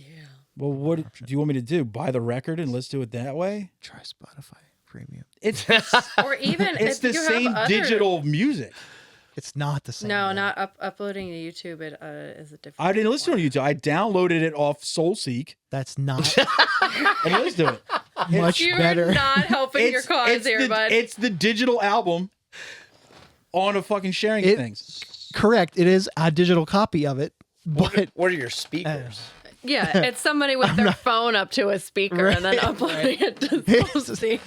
that's also in a porta potty somewhere. Yeah. In Dennis's defense, it is a thin recording, but Yeah, you know what's that's funny true. about that? That made me like it more. Yeah. So, I thought it sounded great. Different show. Can I have did not. different It was- opinions. It's true. it was death metal. It was entombed thin. Like it was Yes. like, but like I like that kind of thin. Like I like So do high I, end damn. and not too much subs. And it, to me, when I heard that, I listened to it.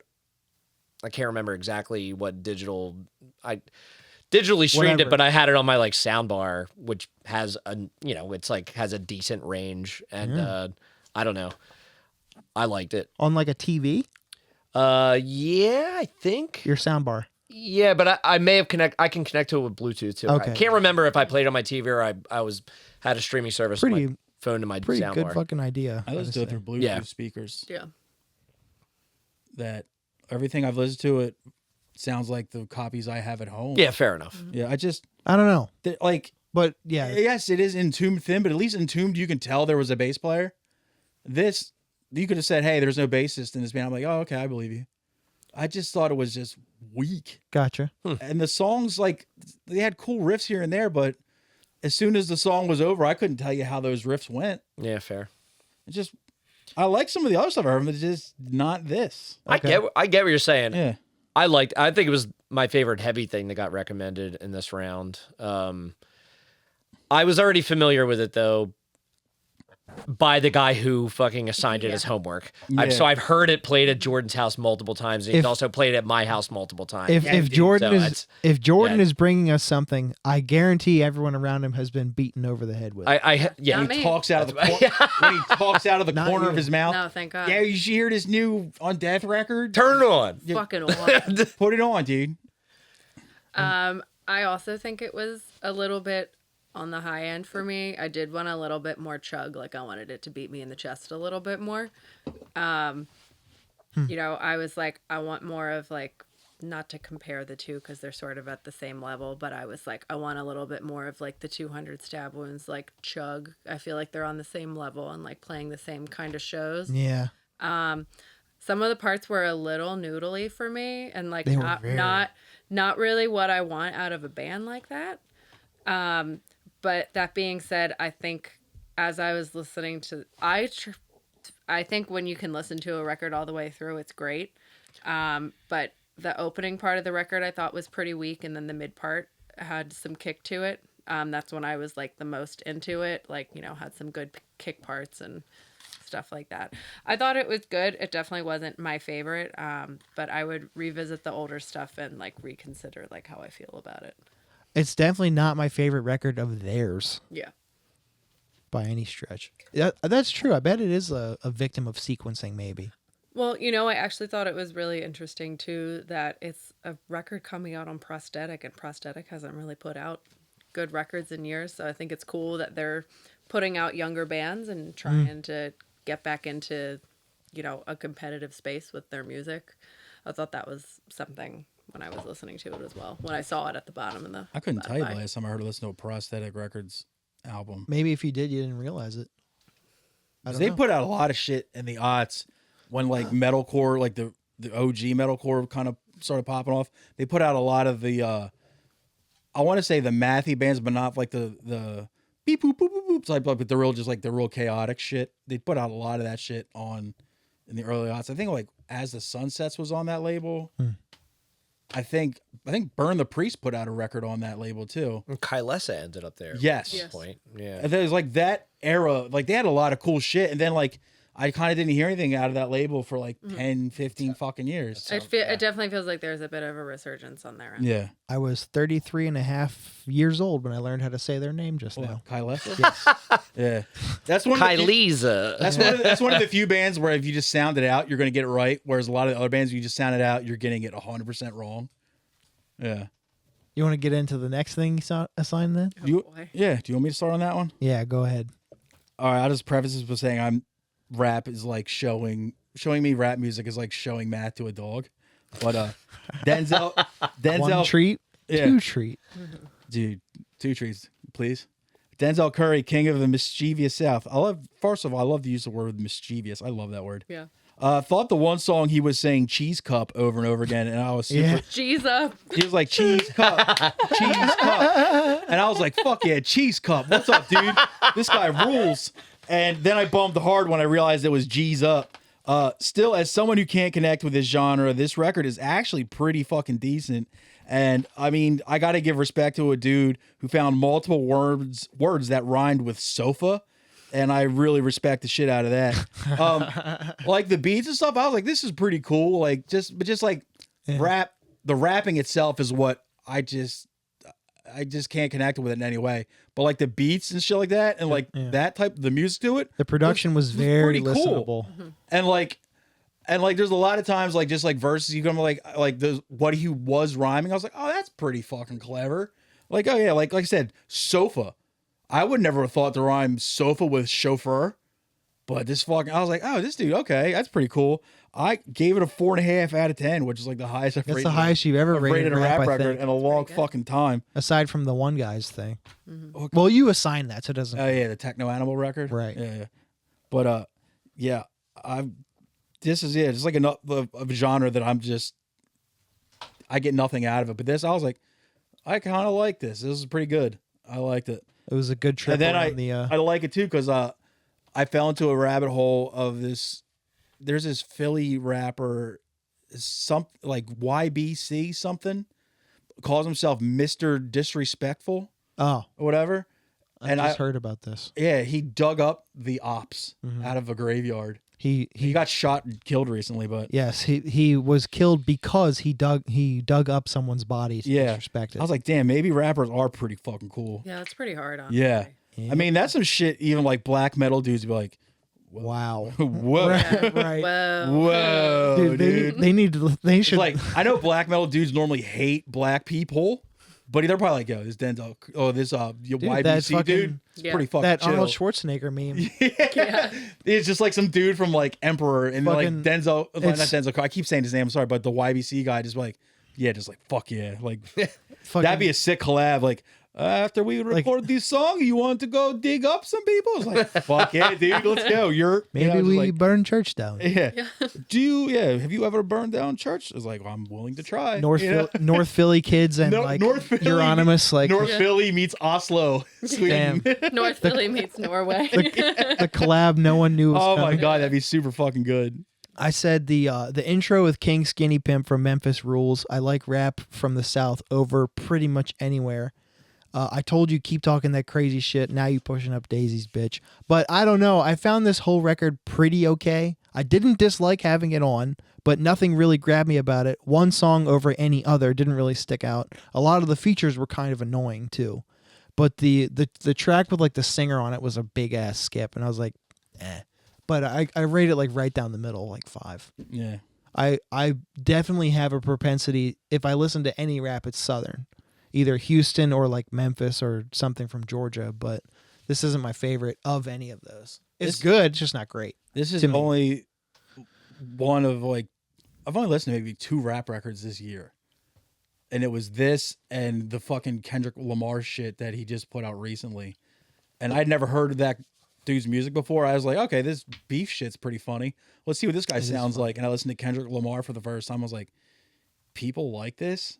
That dude's voice is fucking Dude's dumb. doing this. Dude's doing the Super Bowl, dude. They don't that like voice, it. His voice is dumb. They don't like Yeah, it. they love it. Yeah, he's Yeah. like a sensation. And like some of the shit he's saying in like the diss tracks, I'm like, haha, pretty funny. But It's good. I was like, I get nothing. But this one here, I was like, oh, this music kind of fucking rips, dude. I enjoy it.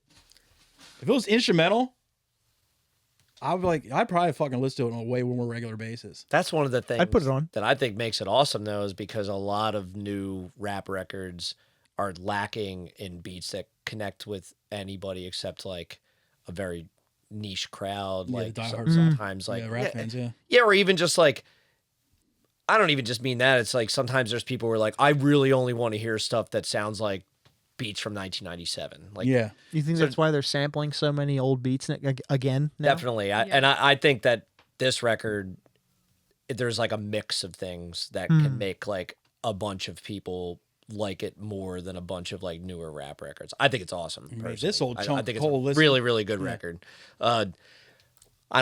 It's not one of my favorite rap records of all time, but I think it's like really fucking good. So that's Jordan said it was on his top of the last Said it was year. his favorite record, I think. Yeah. Yeah, his most listened to or something like that. which is why I've heard it a bunch because he's I playing mean, it all the time. when Yeah. the first song, as soon as I listened to it, I was like, this sounds like A$AP Rocky. This is why Jordan likes this. Yeah. And like the more I got into the record, and like Ferg is on it, and I was like, okay. I did was like that song. I don't know if there's an affiliation. I'm surprised there's a song Fergie with was on it? ASAP Ferg, Ferg. A$AP Ferg, like Shabba Ranks. I know who Shabba Ranks is. Well, A$AP Ferg wrote a song about him. Oh. Hopefully it was a But nice there's one. we listened to the whole thing in the car, and I didn't get to it, but there's a song with Project Pat at the end. I don't know if you picked it I up. do know who Project on that. Pat is. Project. I'm Patrick. proud of myself. I know who that is. I know him. I'm a very big Santa? like. I think like obviously like, listening to like rap and hip hop, there's like always some kind of like swag or vibe or like some kind of like an energy they're putting about the type of person that they are. And I was like, this is super chill. This guy seems like a chill fucking dude. I thought instrumentally it was pretty interesting. But I think sometimes because it wasn't so hard, it was hard for me to be like, yes, it was very smooth, great driving music, good vibes. But I was like, this doesn't make me want to punch somebody in the face, and it doesn't make me want to fuck somebody. So I don't know if I want to listen to it again. But it's also like the second rap record that I've listened through from last year too. The only other one I listened to is, and I actually don't even know if it came out last year or if it came out in 23, the second Future Metro Boom and the We Still Don't Trust You one. I think the last rap record I listened to before this one was the one that John from Cage brought in his an assignment, and I couldn't even tell you what I don't remember what it is fuck right it now. was. Ugh. It has to make me want to fight people. Or I want to hear songs about robbing people and stuff. Yeah, like when I'm thinking of like Rocky or Ferg or whatever, I was like, it's like yeah. And I was like, okay, like I sort of want to like dance and bounce to this, like but the vibe was there. The vibe was there. Like I felt it, and I was just like, it doesn't make me want to do anything. It's not like there's no call to action in there, but it did feel good. I want the rap music I would want would be either the really old violent like 90s like gangster shit, or this the really overly silly like Master P type shit. Where it's just like it's just so fucking silly. You're like, that one song's like, oh, you like those LL Cool J songs like, that you didn't write? Oh, you Master P? Make him say it. He's like, like that fucking song still cracks me up to this day. I'm like, this is like, this ain't no motherfucking P. That shit still hilarious. Dennis is actually Lil Romeo. I don't know what that means, but I'll take it. Yes. I know who Little Bow Wow is. That's it. Do you want to get into what I brought you or what you brought me? I'll start because you gave me only music last week. Two Erie PA bands. Yes. I was impressed. Kind of with both of them, actually. Really? Yeah. I mean, this is 3 for 3 bands that I know are from Erie that I'm like, okay, not bad, actually. What's the other one? Shockwave. Do you know Brothers Keeper? I brought you that before. Okay, so 4 for 4. Yo, Erie was on a fucking stretch from like 1990 till about 2004, and then like that town just dried up. The lake's still there, then. Yeah, the lake's still there. But that lake, lakes can't riff, dog. Well, that's what happens when you take steel out of America. It's true. Oh my god. Damn, you take jobs. Thanks, Joe Brandon. You ruined the Erie scene in 2004 somehow. Let me start with Red Sky. Go nuts. Knife Behind the Smile. I was interested to see like the capitalization. Yes. I thought that also. I was like, huh. I was like, ooh, intriguing. Yeah. Spotify says this album is 1998, which if it is, it sounds very 1998. Damn, this drummer is doing the most. The title track the title track's whole intro is very slayery. The rest is 1998. Me as a kid who came up on metal first, getting into hardcore when I did in the middle and late 2000s made me largely allergic to this kind of hardcore, but this is good. The vocal styles of like the cupping the microphone thing. And was there 2 singers in this band? I can tell. Riffs are good. When it sounds like when the microphone's in their mouth. Yes. Yeah, I know what you're talking about. Dare I say, it actually reminds me a ton of the Between the Buried and Me self-titled first album. Yeah. A ton. 6 3/4 out of 10. Not quite a 7, but not a 6.5. I liked it though. Yeah. I'm a big enjoyer of that band. Yeah, I'm surprised you liked it, actually.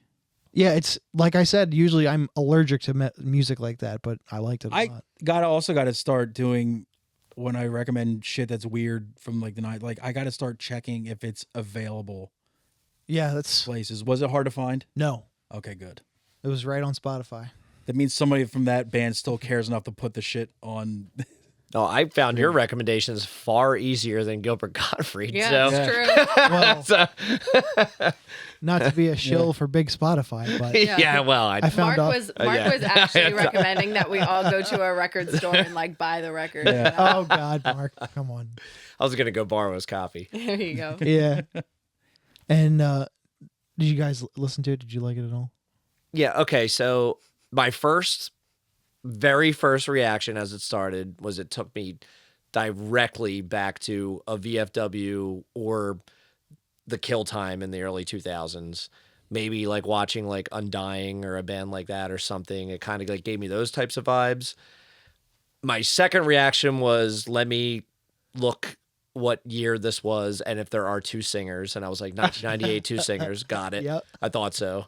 And then my third reaction was, what made Dennis think of this? So good question. were you just like on a kick? Because this also relates to your other recommendation. Because when I got to that, I was like, all right, there's a theme. Something's up here. Like Yeah. Erie, Pennsylvania, or that the general area and the time and everything. Like, yeah. Did you like find an old picture? And No, you're like, man, what a time. well, Right. Well, I said this too much this episode about in the 90s, but Erie and like Syracuse and Buffalo were like major cities of like tons of output in the terms of hardcore. And now these days, not so much. It's like almost like some of them are somewhat ghost town. Well, it's all Hudson Valley now. A buddy of mine that I actually met the first time I played a show in Erie is a friend of mine named Josh Buck. He actually owns a record store in Salem, Ohio called State Street Records. So if you ever find yourself in Ohio, go check it out. But he was posting like, so he grew up an Erie kid, so he's got a love for it too. But he was just posting like Instagram stories, and it was all like these old Erie band CDs, tapes, and stuff like that with like a little track. And I was like, so I was like reliving it through that, and I was like, Well, there you go. I was like, oh yeah, what a fucking great era this was. And that's why I was like, oh, I want to bring both of these records to the table. Did you ever get out as far as those three places went back then as a non-driver? Yeah, I played all three. Okay. And worth it. Erie in the late 90s, early aughts, it was fucking nuts because there's nothing in that town at all. But I think there's a college, which was the reason why it was like a big thing at the time, because I think there's like a college right in Erie. It's just Erie, I think. So it was like college kids that were doing the hardcore scene. Okay. But so back then, like we would play Erie, and you had several hundred kids at every show. But then I went back in the 2010s with Iron Price and Ghost Town. Oh yeah. Nobody there. So it was like just it wasn't like, you know, going from like 200 kids at a show to like 150. It went from 200 plus, if not more, kids at a show to like 10. So it was like a real big drop off. But it was a great city, great people, great bands, and then just disappeared one day. Yeah. But did you check out the Disciple record? Yes. I think I brought a Disciple record here before. Maybe. I think I did. X Disciple X AD. Yes, the only forgivable Christian hardcore band. I instinctively, speaking of Lennon, I texted him about this, and he said Christian hardcore photo evening. I said Red Sky wasn't a Christian band. I would talk about Disciple. Yeah. I said excellent. Snare sounds like a popcorn snare, which is hilarious. That was the shit back then. not a piccolo, but a popcorn. Yeah, those are a big deal. I'll tell you a funny Mike Murrow story about those later. The vocals are perfect. Who did him wrong? Bull is so sad. These guys are Christian. Are they ex-Christian X? I'd listen again. I'd even buy an extra large Disciple shirt if I found one. 8 out of 10. Huh. I thought this record was fucking awesome. Yeah, the two brothers in that band also did Shockwave. Okay. Just the one brother sang it, one brother played guitar in this one, and then they just switched spots for the next one. But the reason that I say they were the only forgivable Christian hardcore band, because normally Christian hardcore was like just put the lyrical content aside, just go by it based on music. And it was always just kind of just like bland cookie cutter versions of bands you've already heard.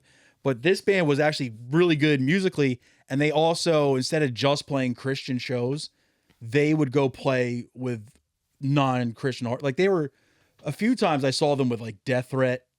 A shit ton of times I saw them with All Out War. We call that a pilgrimage. Yeah, like they played Philly a crusade, lot. if you will. Yeah. They played Philadelphia a lot. So it was only like Disciple and that other band, Figure 4. Yeah. I think was from They were fucking Canada. everywhere. Figure 4 is the other comeback kid. Yeah. Yeah. But I think they're Canada, right? Yeah. Were they Canada? They're Yeah. Yeah. They always found their way on the East Coast, and they would always play like legit hardcore shows and not just play Christian venues and Christian towns. So they actually went out of their comfort zones, and I think it paid off for those bands. Like, because honestly, I don't give a shit if you're singing about Jesus as long as your fucking riffs are dope.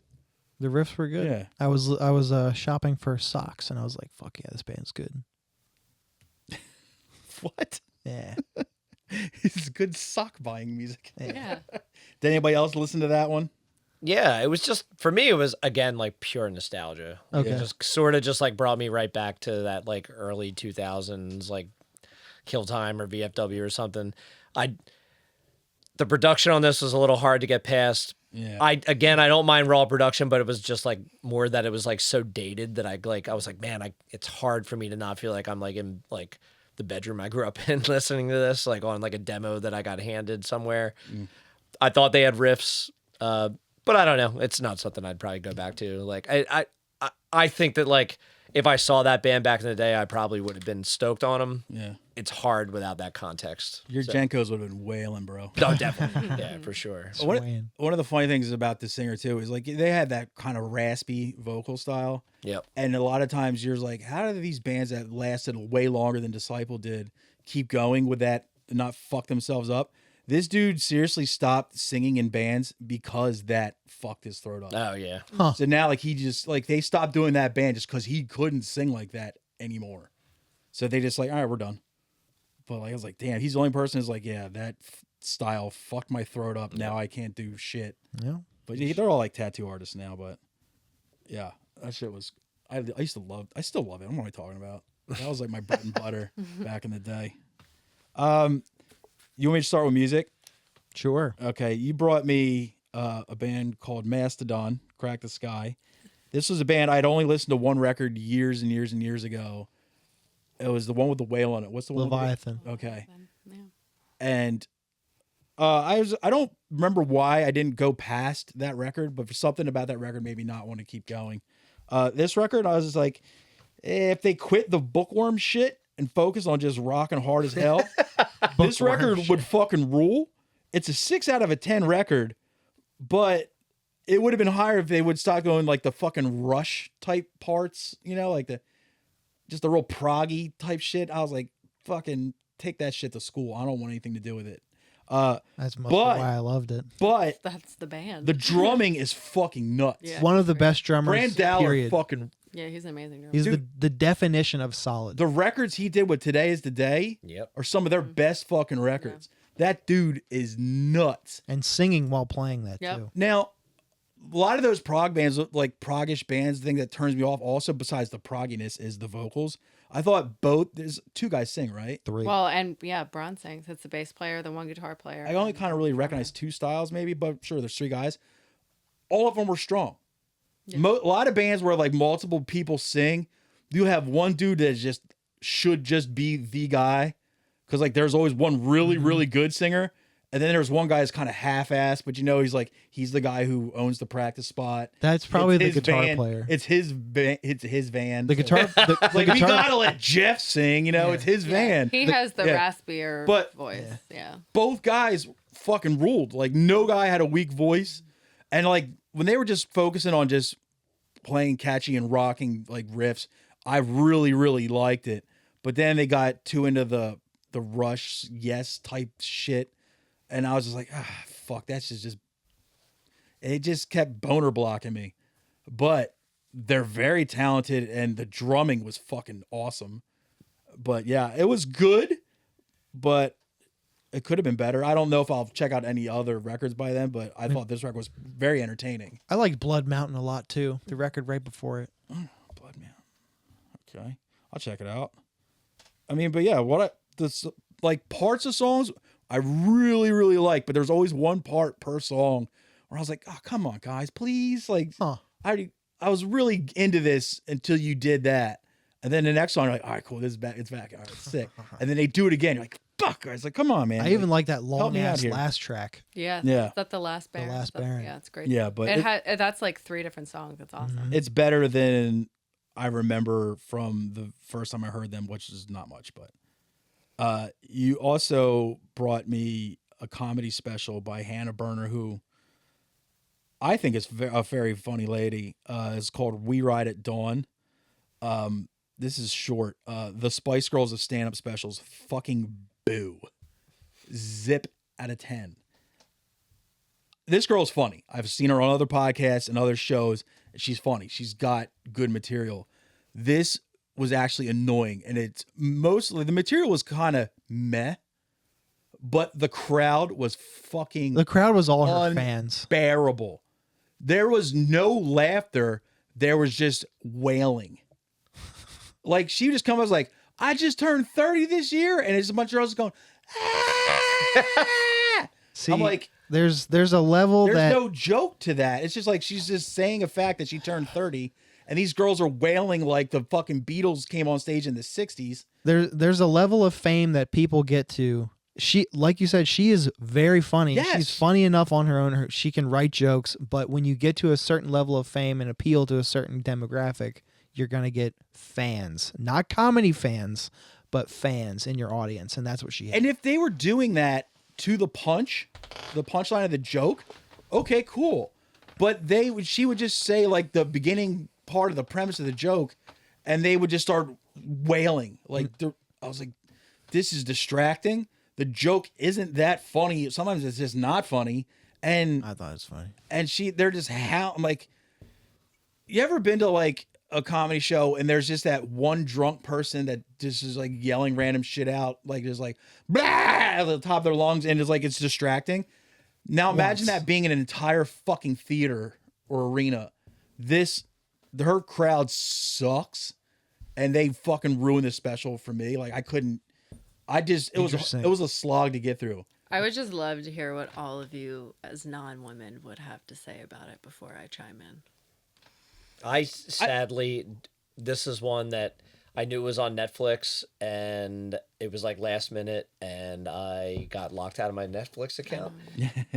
So I watched highlights. I thought they were funny enough, but I was like, it's hard for me to make a real comment without having full context. So the highlights I saw I was like, this special might be funny if I watched the whole thing. So my bad. Yeah. Damn, this flopped. I just felt like if that special was put in front of like just a straight up stand-up audience, it would have done well, yeah. But like even then, like I thought it would have been a mediocre special. Like there's some jokes in it that are legit hilarious, but then there's a lot of real seems like filler jokes to where it's like that's weak. You could have left that out. You could have left that one out. Well, what I'll say is that I did watch a bunch of highlights of it for like about 20 minutes worth. And what was highlighted, I was surprised were the highlights. Is all I can really say. Is I was like, oh, like these are the strong points. Like I don't know. I thought that's they would be the clip. Yeah. So what Dennis is saying may be true. Again, I didn't watch the whole thing. What people choose to clip is always interesting. Yeah. Right. Exactly. I also understand too. You don't want to put out your great material best joke as a clip. You want to kind of keep something that enticing enough to be. Well, this wasn't trailers. This was like after the fact. Like like I was watching like this had already been out. Like I dug in and watched as many bits as I could. I picked to assign it because I thought it was really funny. I think if it was a half hour long and she just really like kept like the cream of the crop, it would have been a way better special. But it's interesting you say that just about them howling to this random shit she would say and not howling to the punchline of her jokes was just distracting. It's interesting you say that about the crowd. Do you know where she filmed it? Where? At the Fillmore in Philly. No shit. Yeah, I knew girls that went. Yeah, but it's just people were dying. I considered going because like when you're howling at a part that's not actually the punchline of the joke, you listen to the part that she just said and you hear the reaction. You're like, did I miss something? Was that the joke? Was that the punch? And then you go back and listen to it again. You're like, no, that's just such the a shame. setup. The punchline was later to come, but they just kind of like just cut it off. Not who edited it, was just like the crowd was just like, they would laugh in the middle of a joke. And I was just like, that fucking distracted me. I was like, I'm thinking like, is this the punchline? No. The punchline's like 30 seconds later. But just like, oh God, it was just, everybody must have been completely like white wine wasted because probably it was distracting. But she is a very funny lady. She's a very good comedian. I've seen her do a hell of a lot better. But this special just, I did not enjoy it. And just the crowd actually made it kind of nails on chalkboard. And it's not her fault. I mean, It was a distraction. yeah. She's great, though. I will watch the next thing she puts out. Without a doubt. Like, if you saw, they just did that thing on Netflix, the Roasting 2024 thing. She did good on that too. She did very good on that. And she's done a couple other roasts. And She can she's write very jokes. funny. She is very. She's very funny. Yeah. So I What- was looking forward to it. What were your thoughts now that we've commenced? So watching it, I was like, okay, yeah, this is just what girls talk about. Yeah. So I felt like, you know, like they talk about like just like observational comedy. I was like, yeah, this is just like being a woman kind of. It was like men don't know where the clit is. They're babies when they're sick, and lesbian sex has no natural end. Like that's just Fuck yeah. like it's real. But like I had a hard time finding things funny because I was like, this is just like what life is like. Yeah. So, and I do agree. I think the people that like the women, and this is not me trying to be a woman hating on other women, but I'm just like, okay, if you're a woman and you're one of those girls like screaming, I was like, I don't know if you can actually relate to this or you just think it's funny. Yeah. A lot of Summer House fans. It's in like, that oh, crowd. I'm also Yes. 30, just like you. And like, Yeah. I think Right. you're screaming. I really did. I Or is he mean, just the drunk and situation think- she talked about with her husband in the restaurant, who I believe is also a comedian. Yep. Her husband. Yeah. Funny. Who is it? Des Bishop. Yes. You know, it was all very relatable. So I was like, oh yeah, this is like relatable. But I was like, you know, it's like cool to like sort of laugh at yourself internally. And it's like, oh yeah, these things happen to me. Like my boyfriend gets sick. Like sometimes sex isn't good. Like, you know, like this is just like what life is like sometimes. So it's enjoyable in that way. But I wasn't like overly impressed with it. But I know a lot of girls that went and they had a really good time. And, you know, I think maybe being there live and being in the moment Maybe would that's have the been. having the good time. Yeah. I mean, I love having a good time. Yeah. Well, you also, like I said, it's like observational humor, but it's not that fine of a line between observational humor and just observations. It's like, are you just like saying, oh, you know, it's like this being a woman, but then you add a joke to that observation. But if you just say, hey, sometimes sex isn't good. All right. But if you follow that up with like a good punch or a good joke built around that, it can be fucking hysterical. Give me a But good premise. I yeah. was just interested to Yeah. hear how you guys like felt about like, you know, you like recommended a very like femme positive thing and there's like a little bit of male shit talking. Like, do you guys find it funny and like when Yeah. women talk about you like yes, I if, do. if that? it's You're like, like, oh if my it's God, done- like yes. Of course. If it's done well. I'm sick, I'm a huge baby and I actually want to never do anything to help me get better, yeah. you know? I actively do that like still. there'll be like there'll be shit like I like just there's stuff whine. in it like if like a girl like go into a thing about men do this, I may not agree with it, but funny's funny. And if like what Yeah. you say around it is funny, even if it's like poking fun at something I do or men, if it's funny, I'm gonna fucking laugh at it. Right. Yeah. Even if I don't agree with it. Original premise. Yeah. Good punch. Yeah. Of course. Yeah. Yeah, I did feel like it was probably a little bit too long. And I actually wish she would have done, I mean, she did a lot of crowd work. Yeah. I think, and like when she did the Disney part or whatever, I was like, that could have kept going. Like that could have been a whole crowd work bit. That's kind of one of the things she also got big off of was her crowd work clips. I mean, like she's talking about situations that she's in. I bet she could get some like crowd work bits Yeah. out of that.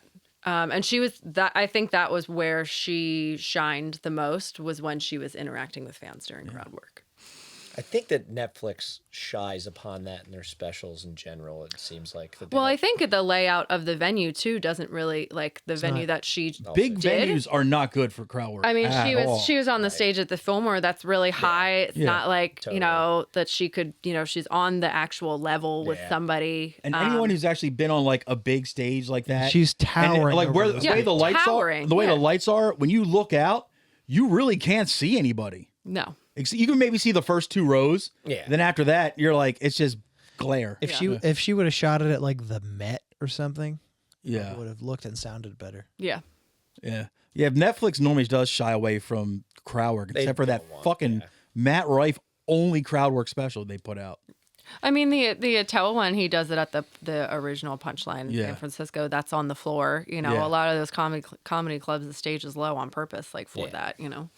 That's why those like All the heliums, specials, all the punchlines. Yeah. specials done in Cellar. venues like that always come out better to me. Like it's something really takes you out of like a comedy show if it's on a gigantic stage. Well, you're not connected with the Yeah, crowd it's a anymore total that way. disconnect. Yeah. I mean, because like it's kind of like weird when you see a band on a gigantic stage, but when you take it from 5 people on stage to 1 person on stage, it's even yeah. weirder. Yeah. Yeah. That's why the comedians that get huge and still crush and then become legends are like unbelievably impressive, like Carlin Yeah. and stuff. Where you're They like, can- Yeah. how the fuck did you get up there as your like one man show, and still like you didn't? I mean, Carlin didn't even really interact with the audience. You know Nope. what I mean? Like he was basically memorizing everything, which is nuts. Yeah. But he's up there like doing that, and like any comedy person who like goes to that level, it blows my mind. Like I mean, you got really like one Kevin person. Hart, Chappelle, Shane Gillis doing Right. Well, yeah, arenas Gil- in Gillis the just round. did Bill you know? Burr, right? Yeah, Gillis just did sold out what, the Wells Fargo? The largest comedy show there ever. Yeah. And I guarantee you there was probably no crowd work. Yeah. He's But- not really a crowd work guy. No, but he Tor and Jer went. That was her Father's Day present for him on her birthday. That's what my family calls a Homer Simpson gift. Like when Homer gives Marge a bowling ball with the Yeah. name on it. Hell yeah. that fucking rips, dude. But yeah, like even comedians I really like, if I had the opportunity to see him at an arena, I would wouldn't do probably it. I would pass it up. It's just that I passed up seeing Santino at the Fillmore it's for that just reason. a weird place.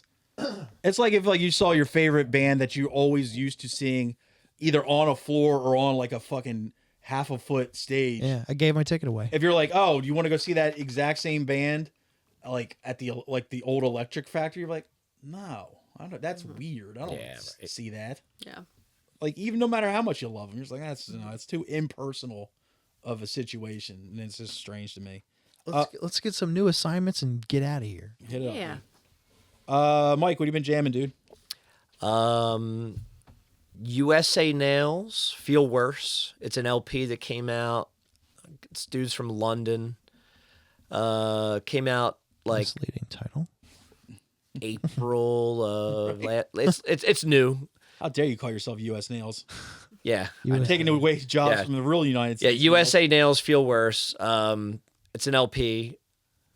And then an EP, and it's just 2 songs, so I thought that would kind of be cool homework because Yeah. it's real fucking easy to get through. Love It's a that. band called Tube Alloys. Oh, you brought them to us before. I did, but this is the follow-up to the record that I brought to you guys, and it's just 2 songs that came out like 3 months ago or something. It's called Evil Angels. So, and they moved from Australia to Los Angeles, so maybe there's a new... The land of evil angels. Perhaps they should move back for a little bit. Did you guys like that record I brought, by the way? We did. Cool. It's been a while, but I do remember Yeah. it. Yeah, maybe they should stay away from LA. Just maybe come back and like These 2 songs are really fucking cool. And I really like when a band does a cool LP and then comes and just like drops just a few songs Yeah. and they rip. So, yeah. What do you think, Al? Do you have anything for What you been us? I jamming? do. So I listened to the new Ethel Cain and I hated it. It's a great, So it's a great I'm recommendation. gonna recommend the one before that, which is The Preacher's Daughter. I was on an Amtrak train recently, and I listened to that the whole ride, and it was quite ethereal. What's the new one called? The new one's called Perverts. I'm gonna listen. Oh, yeah. I'm gonna listen to. I've heard a lot It's- about it, actually. So I also listened to that on the train. There's a lot of noise interludes, and I'm talking 12-minute noise Fuck yeah. interludes. And it's like, it does, again, vibe. I feel the vibe, but, I think this other Ethel Cain record, The Preacher's Daughter, this is 2002, so this is the one before it. I described this to somebody that this is what I think Lana Del Rey would sound like if she wasn't a pop star. A lot of layered vocals, like really quiet drum machines, like running in the background. So I think it's beautiful. I really enjoy listening to it. I can listen to it over and over. And I'm just discovering like her music pretty recently. Same. So that's been in heavy rotation for me. And then I'm gonna say Black Marble, a different arrangement. That's the one with like the black pixelated cover. A different arrangement. A different arrangement. Yeah, I go back to that one a lot. He's put out a lot of music since then. Mr. Marble. Mr. Marble. It is one man. It's Dr. Marble. Actually, I saw him play at Underground Arts, and I thought he was talking to me, and I realized he had a Bluetooth earpiece in. I hate that been moment there. so much. But like, this was like 3-4 years ago. Classic like, Black not that Marble. long ago. But I was like, wait, who uses these anymore? Did he have it with like the actual piece that goes down towards his mouth? No, but triangular one? it was kind of long. Like it went like halfway down his face. I was like, Jesus, okay. Whoever's on the other end knew every word he said. Yeah. This record is like makes me feel good whenever I listen to it. It makes me feel really relaxed. There's a lot of really cool. Were you telling him that, and then you realized he was on his phone? I was just like, "Oh, I love your record." He's like, "I'm sorry, what were you saying, Miss?" Yeah. He's sort of kind of like, Yes, I'll hold. yeah. It was one of those. Yeah, he's like working as a telemarketer, like right before he goes on stage. He's clocked out. Gotta go to he's work. like, "Oh, so have you tried a soft reboot?" Yeah. Control Alt Delete, maybe. Control Alt Delete. And if you sign up for a rewards program, Yeah. you're going to apply for It's it. near a holiday, but maybe we can have somebody come out by Monday. Yeah. Would you like to try some solar paneling? That'd be fucking funny as shit. You know what's awesome is when, so Alex had an experience. It was like, I thought someone was talking to me, but they had a Bluetooth. It's awesome when the opposite happens. When you think they have a Bluetooth, but they're really talking to you. It has happened. You're like, wait, what? That might be funny if somebody was just, I wasn't listening. it would be kind of funny if someone's just like blabbing to you and you're just like, I don't give a shit what this person's saying. So you kind of just go on your business and you're like, what? Like, right? Do you agree? And you're like, oh, what's that? I thought you were on Bluetooth. I Just, like, have having thought about fun. like walking around the grocery store with AirPods in and noise cancellation on and no music. I've done it. I've really thought about as it. a mass Hell transit yeah. person, I do that. I do it to Yeah. do my homework. Yeah. I do that. I'll put headphones in just so I avoid conversation. It doesn't work all the time. No. It does not. It does not. No, you'll always get the shoulder tap. Especially on the Always. bus. God. Especially Yeah. on the Have you fucking ever bus. gotten a shoulder tap and then hit somebody with a? I have. Oh. I'm I like- wish I could have. I'm too My nice. I my guess. move was always like somebody goes to tap you on the shoulder or something like that. Before you say anything to them, you just go. Oh, They either no. assume A, you're on drugs, or B, you're really sick. Yeah. Either way, Or you're just gross. or that. So that'll knock off about 60% of the people that are talking. But there's that 40% that don't give a fuck. They're like, no, we still want to talk to you about like. Jesus. Those are the people that like Yeah. sing out loud on the train, Like, doing like yeah. a septic karaoke. It's like, look at me, got 2 jacked on. You know he's cool. It's like, Yeah. shut up, lady. Yeah. No one's listening to you. It's fucking 5 a.m. Yeah. Cut it out. What are you gonna pick, Tommy? Oh, a special that we're both interested in just came out yesterday. So we're doing a mutual homework assignment for comedy, and that is the Ari Shaffir special, America's Sweetheart. Okay. Just came out yesterday. I love how you said, always have you. Like, Oh, with it's the like, you. like, you had an adorable little list. Something. My name's Tommy. I'm only 7. Oh, Well, It is getting late and I'm falling apart. do you have music for me this week? Yes.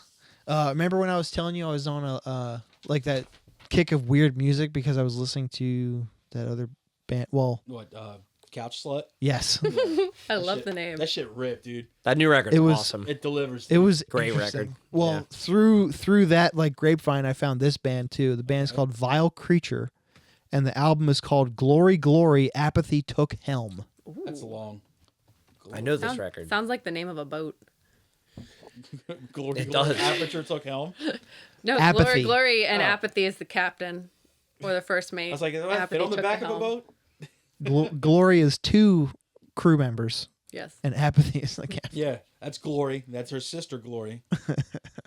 You can tell by one has an aperture, the other does not. Fuck, where did my little list go? To a sign. Okay, I'll just give you one album that I found on YouTube recently. It's a band. Pull your mic a little bit. I don't know shit about this band, but it's on one of those YouTube channels that posts like just new shit that comes up. The band's called Fessus, Fessus, and the album is called Pilgrims of Morbidity. I don't know shit about this band. I don't know where they're from. I just know that I listened to this and I was like, yeah, I like this. And that's all I can tell you about it. Okay. I realized I didn't even ask. I said to McGinnis, I said, we should ask who's going to be on next week so we can make our picks accordingly. Fuck. Katrowski, right? John Katrowski's coming through again. Okay. Don't know him. Hope he likes it. He's my high school buddy. Wow. Speaking of Pilgrims, he's from out that way, kind of. He's from Delaware. What are you talking about? He lives in He lives in like Coatesville area. Coatesville, yeah. So approaching Amish territory. There we go. Other Delaware. Yeah, pretty much. Western Delaware. Yeah. You ain't wrong. All right, gang. Less cow shit. Everybody go check out patreon.com/IRRANDILL. Yes. $3 a month gets you an extra episode a week, plus other goofball shit. Tommy, hit that intro music. You don't want to say thank you first? Wow. Thank you to Alex Rude. and Mike for joining us. Does anybody have anything Mike. to plug? Any Rid of Me stuff coming up When's this come out? next week? Next week? Next Wednesday, yes. Next Wednesday. Okay, so it's the day before I announce I'm putting out the new Moros record. Ooh. And Mike Howard is playing drums on it now. Ooh. I think I That'd be saw awesome. a Dose post about that. Yeah. Yep. Yeah, the new Moros record, I announce it next Thursday. So that's what I had to plug. Yeah. And Alex, thank you so much for finally coming down. Thanks. It was a pleasure. Thanks, guys. We will see everybody next week. Yes. Toodles. 1, 2, 3, 4. I couldn't get